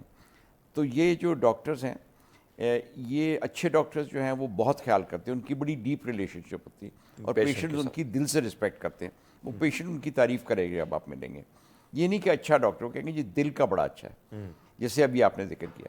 لیکن انفارچونیٹلی اب زمانہ ایسا تیز آ گیا ہے، ہر ایک جو بندہ ہے وہ پیسے کو چیز کرتا ہے، ڈاکٹرز میں بھی وہی چیز آتی جا رہی ہے۔ تو وہ اب آہستہ آہستہ ڈاکٹرز کے لیے پیسہ بہت امپورٹنٹ بنتا جا رہا ہے، اور کئی دفعہ مینز پہ وہ اتنا زیادہ سختی نہیں کرتے جتنی ان کو کرنی چاہیے۔ اور جیسے میں نے کہا کہ ڈرگ کمپنیز ہیں، کچھ اور ادارے ہیں، وہ ان کو کمیشنز دیتے ہیں، فیڈ بیکس دیتے ہیں، کک بیکس دیتے ہیں، ٹرپس دیتے ہیں، تھائی لینڈ بھجوا دیتے ہیں، وہ سارا کا سارا اچھا ڈاکٹر صاحب ایک اور چیز جو میں مطلب مجھے یاد ہے، میں ملیشیا میں تھا، میں یہاں پہ ڈاکٹر صاحب کو پتہ لگا کہ بھائی صاحب وہاں سے رنگٹ لے کے آیا ہوگا، سو میں سرکاری، کیونکہ میرا بھانجا بھی ڈاکٹر، اس نے کہا مامے چلتے ہیں ادھر ہاسپٹل میں کرا لیتے ہیں سارا کچھ، اینی ہاؤ ٹریٹمنٹ ہلکا پھلکا ہوا۔ جاتے جاتے اس ڈاکٹر صاحب نے چھپکے سے کارڈ میرے جیب میں ڈالا کہ ادھر آئے پرائیویٹ میں اچھا ٹریٹمنٹ کرا دیں گے۔ تو یہ والا سین اتنا زیادہ بڑھ رہا ہے کہ حالانکہ کچھ جگہوں میں ہم دیکھتے ہیں کہ ڈاکٹر کے پاس جگہ ہوتی ہے، ٹائم ہوتا ہے، لیکن اس کے باوجود وہ اپنا جو بزنس کارڈ ہے وہ آپ کی پاکٹ میں تھما دے گا کہ وہاں پہ کچھ اچھا ہو سکتا ہے، یہاں پہ نہیں ہو سکتا۔ یہ کیا وجہ، کیا سرکار پیسے کم دے رہی ہے، یا پھر وہاں جو آپ فرما رہے کہ لالچ اتنی زیادہ ہو گئی کہ ہم نے وہاں پہ بھئی چھلنا ہے اس کو پورا کا پورا؟ ہاں یہ صحیح کہہ رہے ہیں آپ کہ وہ ڈاکٹرز ٹیمپٹ ہو جاتے ہیں کہ اپنی پریکٹس کو بڑھائیں۔ میں آپ کو شاید تھوڑی دیر پہلے عرض کیا تھا کہ میں نے 2.5 سال سرکار میں کام کیا، لیکن جب میں نے پرائیویٹ لیبارٹری کھولی تو میں نے اپنا استعفیٰ دے دیا گورنمنٹ میں۔ تو مجھے انہوں نے کہا، جو ڈائریکٹر صاحب تھے، کہنے تم اتنے قابل ہو، تم کیوں چھوڑ کے جا رہے ہو، ہمیں تمہاری ضرورت ہے، تو تم ٹکے رہو، شام کو تو اپنی لیب چلانا۔ میں نے کہا جی جب تک میں یہاں رہوں گا یہ مجھ پہ الزام آئے گا کہ جی یہاں سے پیشنٹ اپنے لیب بھیجتا ہے، اگر میں چھوڑ دوں گا تو مجھ پہ الزام نہیں آئے گا۔ تو کبھی کبھی لائف میں ایسے ڈیسیشنز لینے ہوتے ہیں، اور ڈاکٹرز کے لیے ٹف ہوتا ہے، ان کی ٹیمپٹیشن ہوتی ہے کہ آسان راستہ لیں۔ آسان راستہ ہوتا ہے کہ اپنی پریکٹس بنائیں، اس میں پیسے بنائیں، بیوی بھی خوش، بچے بھی خوش، آپ کی ٹریول بھی چلتی ہے۔ جو آپ نے لیب کی بات کی، بڑی خوبصورت بات آپ نے کی کہ بھائی صاحب میں ریزائن دے دیتا ہوں، الزام مجھ پہ یہ نہ لگے کہ لیبس جو ہے یہ چلا. لیکن حقیقت یہ ہے کہ اب جو میں نے بات کی کہ جو ٹیسٹ کی میں نے بات کی, سر یہ کیا کمیشن کا جوڑ ہوتا ہے کہ بھیا فلاں اور اکثر میں نے یہ دیکھا ہے کہ اکثر ڈاکٹر غصہ بھی ہو جاتے ہیں کہ یہ فلاں لیب سے کیوں نہیں کرائی آپ نے, حالانکہ دوسرا لیب میں نام تو نہیں لے سکتا, پیسے نہیں دیے مجھے نا, پیسے دیں گے تو نام لوں گا. سو بہت سارے لیبز ایسے ہوتے ہیں کہ وہ اچھے بھی ہوتے ہیں جن کا ریزلٹ اچھا ہوتا ہے, لیکن پھر بھی ڈاکٹر غصے میں ہوتا ہے کہ بھائی صاحب آپ یہ پھینک دیجیے گا, دوبارہ کر دیجیے گا. تھوڑا سا اس پہ بھی آپ نظر ڈالیں سر. دیکھیں وہی ہے نا, ڈرگ کمپنیز بھی ہیں, ڈائگنوسٹکس اس طرح لیب, ایکس رے وغیرہ ہیں, سی ٹی اسکین وغیرہ, ہاسپٹلس کے اندر بھی یہ چلتا ہے کہ ہمارے ہاسپٹل سے ہی کروائیں. تو ڈیفینیٹلی اس میں فائنینشیل موٹیو ہوتا ہے, ویدر وہ لیگل ہے کہ انلیگل ہے اور بات ہے, کیونکہ کچھ چیزیں ایسی جو سسٹم الاؤ کرتا ہے, لیکن ڈیفینیٹلی اس کا رول آتا ہے اور یہ اچھا نہیں ہے. آئی تھنک کوشش ڈاکٹرز کو یہ کرنی چاہیے کہ جو اچھے کیپیبل لیبز ہیں, جو میرے کئی ڈاکٹر جانے والے کہتے ہیں ہم 3 لیبز کے نام لکھ دیتے ہیں, ان سے کہتے ہیں یہ اچھی لیبز ہیں, اس میں سے کسی سے کروا لو, یا اگر میڈیسن لکھنی ہے تو ہم 2 لکھ دیتے ہیں کہ یہ ہے کہ یہ ذرا مہنگی ہے, ذرا سستی, کام ایک ہی کرتی ہیں. تو اس طرح سے وہ اپنا ضمیر صاف کر لیتے ہیں, اپنی ایکشنز بہتر کر لیتے ہیں. بڑی خوبصورت لیکن بات کی. ہر ڈاکٹر نہیں کرتا. ڈاکٹر صاحب آپ نے فرمایا کہ آپ نے ریزائن دے دیا, کمی آپ جیسے ڈاکٹروں کی تو ہوتی ہے, ظاہری بات ہے اچھے ڈاکٹرز کی, لیکن ایک چیز جو میں نے وہ کمی محسوس کی ہے جب میں ہاسپٹل سرکاری جاتا ہوں, یعنی میں آپ نے بات کی اسسٹنٹ کے حوالے سے, یا ہم جاتے ہیں ایکس رے لیب میں یا کوئی لیبارٹری میں جب ہم جاتے ہیں, یہ کیا وجہ ایسی ہے کہ میں باہر دنیا میں رہا ہوں, جو سرکاری جگہوں میں کام کرنے والے بابو ہیں وہ بھی بڑے اچھے طریقے سے بات کریں, انسانیت کی طرح ڈھنگ سے بات کرتے ہیں. یہ جب آپ جائیں گے ایکسرا کرنے کے لیے ایسا لگتا ہے کہ وہ آپ پہ کوئی احسان کر رہا ہے, اور اتنا لہجے میں اتنی تلخی, اتنا غصہ, ادھر کھڑے ہو جائیں ادھر کھڑے ہو جائیں, اور جس بدتمیزی سے معذرت کے ساتھ جو میں لفظ استعمال کر رہا ہوں, جو الفاظ کا چناؤ وہاں پہ میں نے دیکھا ہے, ایون ڈاکٹر کا لہجہ میں نے دیکھا ہے. کیا ٹریننگ میں ہماری کمی ہوتی ہے کہ ہم نے سرکاری بابو بن گئے تو ہمارا لہجہ ایسے ہونا چاہیے؟ کتنا ضروری ہے سر ٹریننگ کے حوالے سے؟ سر ٹریننگ میں بہت ضروری ہے, اور آئی تھنک اس میں تھوڑی سی کیریکٹر بلڈنگ کی بات بھی آتی ہے کہ اب تھوڑا ڈاکٹرز کا کردار بھی بنائے. ہم صرف ان کو سائنس پڑھا دیتے ہیں, ان کو کردار نہیں پڑھاتے, اخلاقیات نہیں پڑھاتے. تو ہم میں تو بہت سال پہلے کی بات کروں, جب ہم میڈیکل کالج میں تھے تو ہمارے پروفیسرز ہمیں اخلاق, مجھے امریکہ میں بھی جب ٹریننگ میں گیا تو وہاں پہ میرے پروفیسرز کہتے تھے کہ دیکھو یہ بات صحیح نہیں ہے, یہ نہیں تم نے کرنی. جب ہم بایوپسیز دیکھتے ہیں, کچھ دیکھتے ہیں, کہتے ہیں دیکھو اس کا خیال کرو, یہ نہیں کرو. تو یہ چیزیں سکھانا, گڈ اینڈ بیڈ کا کرنا, وہ بہت حد تک میڈیکل کالجز پہ بھی ہے کہ وہ ایتھکس پہ, موریلٹی پہ کچھ لیکچرز دیں, بہت ضروری ہے, پری میڈیکل میں بھی میڈیکل میں بھی, دونوں میں. لیکن جو گورنمنٹ میں آ جاتا ہے نا, وہ تھوڑی سی روب بازی آ جاتی ہے کہ یار تم مفتے میں آئے ہو نا, لائن میں کھڑے ہو جاؤ, تو وہ ایسا لگتا ہے کہ یہ اپنے پاکٹ سے پیسے دے رہا ہے. ہاں. لیکن ڈاکٹر صاحب ایک اور چیز جو اس وقت ہم دیکھ رہے ہیں, خاص کر میں ہاسپٹل کی بات کروں, اسلام آباد جیسا بڑا شہر, کیپٹل ہے, پوری دنیا پاکستان کے مختلف شہروں سے لوگ بیچارے علاج کے لیے آتے ہیں, ملکہ علاقوں سے یہاں پہ لوگ علاج کے لیے آتے ہیں. سر ابھی بھی جائیں آپ ان کے ایکس رے کو دیکھیں, اس کے ریزلٹ کو بھی آپ انکار کریں گے کہ بھائی صاحب یہ تو, یا الٹرا ساؤنڈ کو دیکھیں. یہ سب چیزوں کے حوالے سے کیا وجہ ہے, کیا کوتاہی کہ گورنمنٹ یا اندر کوشش کی جاتی ہے؟ میرے پاس جو مختلف رپورٹس آتی ہیں اس رپورٹس میں خود پریشان بھی ہو جاتا ہوں کہ اندر کوئی سسٹم میں ایسی انوالومنٹ پائی جاتی ہے کہ مشینوں کو باقاعدہ جو ہے وہ خراب رکھنے کی کوشش کی جاتی ہے. میرے جو ذرائع ہوتے ہیں جو ہم لیتے ہیں خبر اندر سے کہیں نہ کہیں, سر اس کی کیا وجوہات ہیں کہ نہ لیبارٹری پہ ہم نے فوکس کیا, نہ ایکس رے لیب پہ, دیگر لیبس پہ وہ کیا, پھر بیچارے جو غریب پیشنٹ ہیں جو بڑی مشکل سے زندگی گزار رہے ہیں ان کے لیے مشکلات ہوتی ہیں. سر میں آپ کو عرض کیا 2.5 سال میں نے بھی سرکار میں لیب چلائی تھی, سب مشینیں چلتی تھیں اور ٹیسٹ اچھے ہوتے تھے کہ باہر سے لوگ آ کے کرواتے تھے, کیونکہ ان کو پتہ تھا کہ وہ فری میں ٹیسٹ ہو جائیں گے. لیکن اگین کمٹمنٹ ہوتی ہے آرگنائزیشن کے ہیڈ کی, جو ادارہ ہے اس کے ہیڈ کی, اور جو ڈپارٹمنٹ ہیڈ ہے, ان دونوں کا رول ہوتا ہے کہ وہ چیزیں چلیں. اور میں نے پیمز میں خود اپنے کئی ٹیسٹ کروائے ہیں پرائیویٹ ہونے کے باوجود, جو کہ بہت اچھے ہوئے ہیں. میری بیٹی کے ایم آر آئیز وغیرہ وہاں سے میں نے کروائے تھے, اور وہ प्राइवेट हॉस्पिटल से बेहतर उन्होंने करके दिए। लेकिन वही होता है कि जो डिपार्टमेंट हेड है ठीक। उसका बड़ा रोल है। नसीर साहब, मैं चाहता हूँ टाइम ख़त्म हो गया है और एक ना एक दिन ऐसा ऐलान हो जाएगा कि हमारी ज़िंदगी का भी टाइम ख़त्म हो गया। प्रोड्यूसर साहब कह रहे हैं इश्तिहारात का टाइम है, पैसे भी लेने हैं ना, हमने टीवी चलाना है, नौकरी के पैसे लेने। सर मैं चाहता हूँ कि जाते जाते डॉक्टर साहबान को, मरीज़ों को एक अच्छा सा पैगाम दे दे कि दोनों इंसान हैं, दोनों जज्बातों के भौर में बहुत कुछ कर लेते हैं, लेकिन जो किरदार है वो कैसा होना चाहिए। मैं तो शॉर्टली आप मैसेज दे दें। देखिए जी, सबसे पहले ये कि डॉक्टर का दिल होना चाहिए कि मैं मरीज़ को ठीक करूं। अगर वो मरीज़ पे उसका फोकस रहेगा कि मरीज़ का मैंने इलाज करना है, उसको बेहतर करना है, तो वो हेल्प करेगा। और मरीज़ को ये समझना चाहिए कि उस डॉक्टर ने हो सकता है 50 मरीज़ आज देखे हैं और आप नंबर 51 हैं और आप गुस्से में आ रहे हैं, तो वो भी बेचारा थका हुआ है। बहुत शुक्रिया। डॉक्टर नसीर अहमद साहब हमारे साथ थे, उनकी गुफ्तगू आपने मुलाहिज़ा फरमाई। नाज़रीन, हमारी मुलाकात आपसे होगी आने वाले इतवार को, अगर ज़िंदगी रही। हमें दीजिएगा इजाज़त। अल्लाह हाफ़िज़।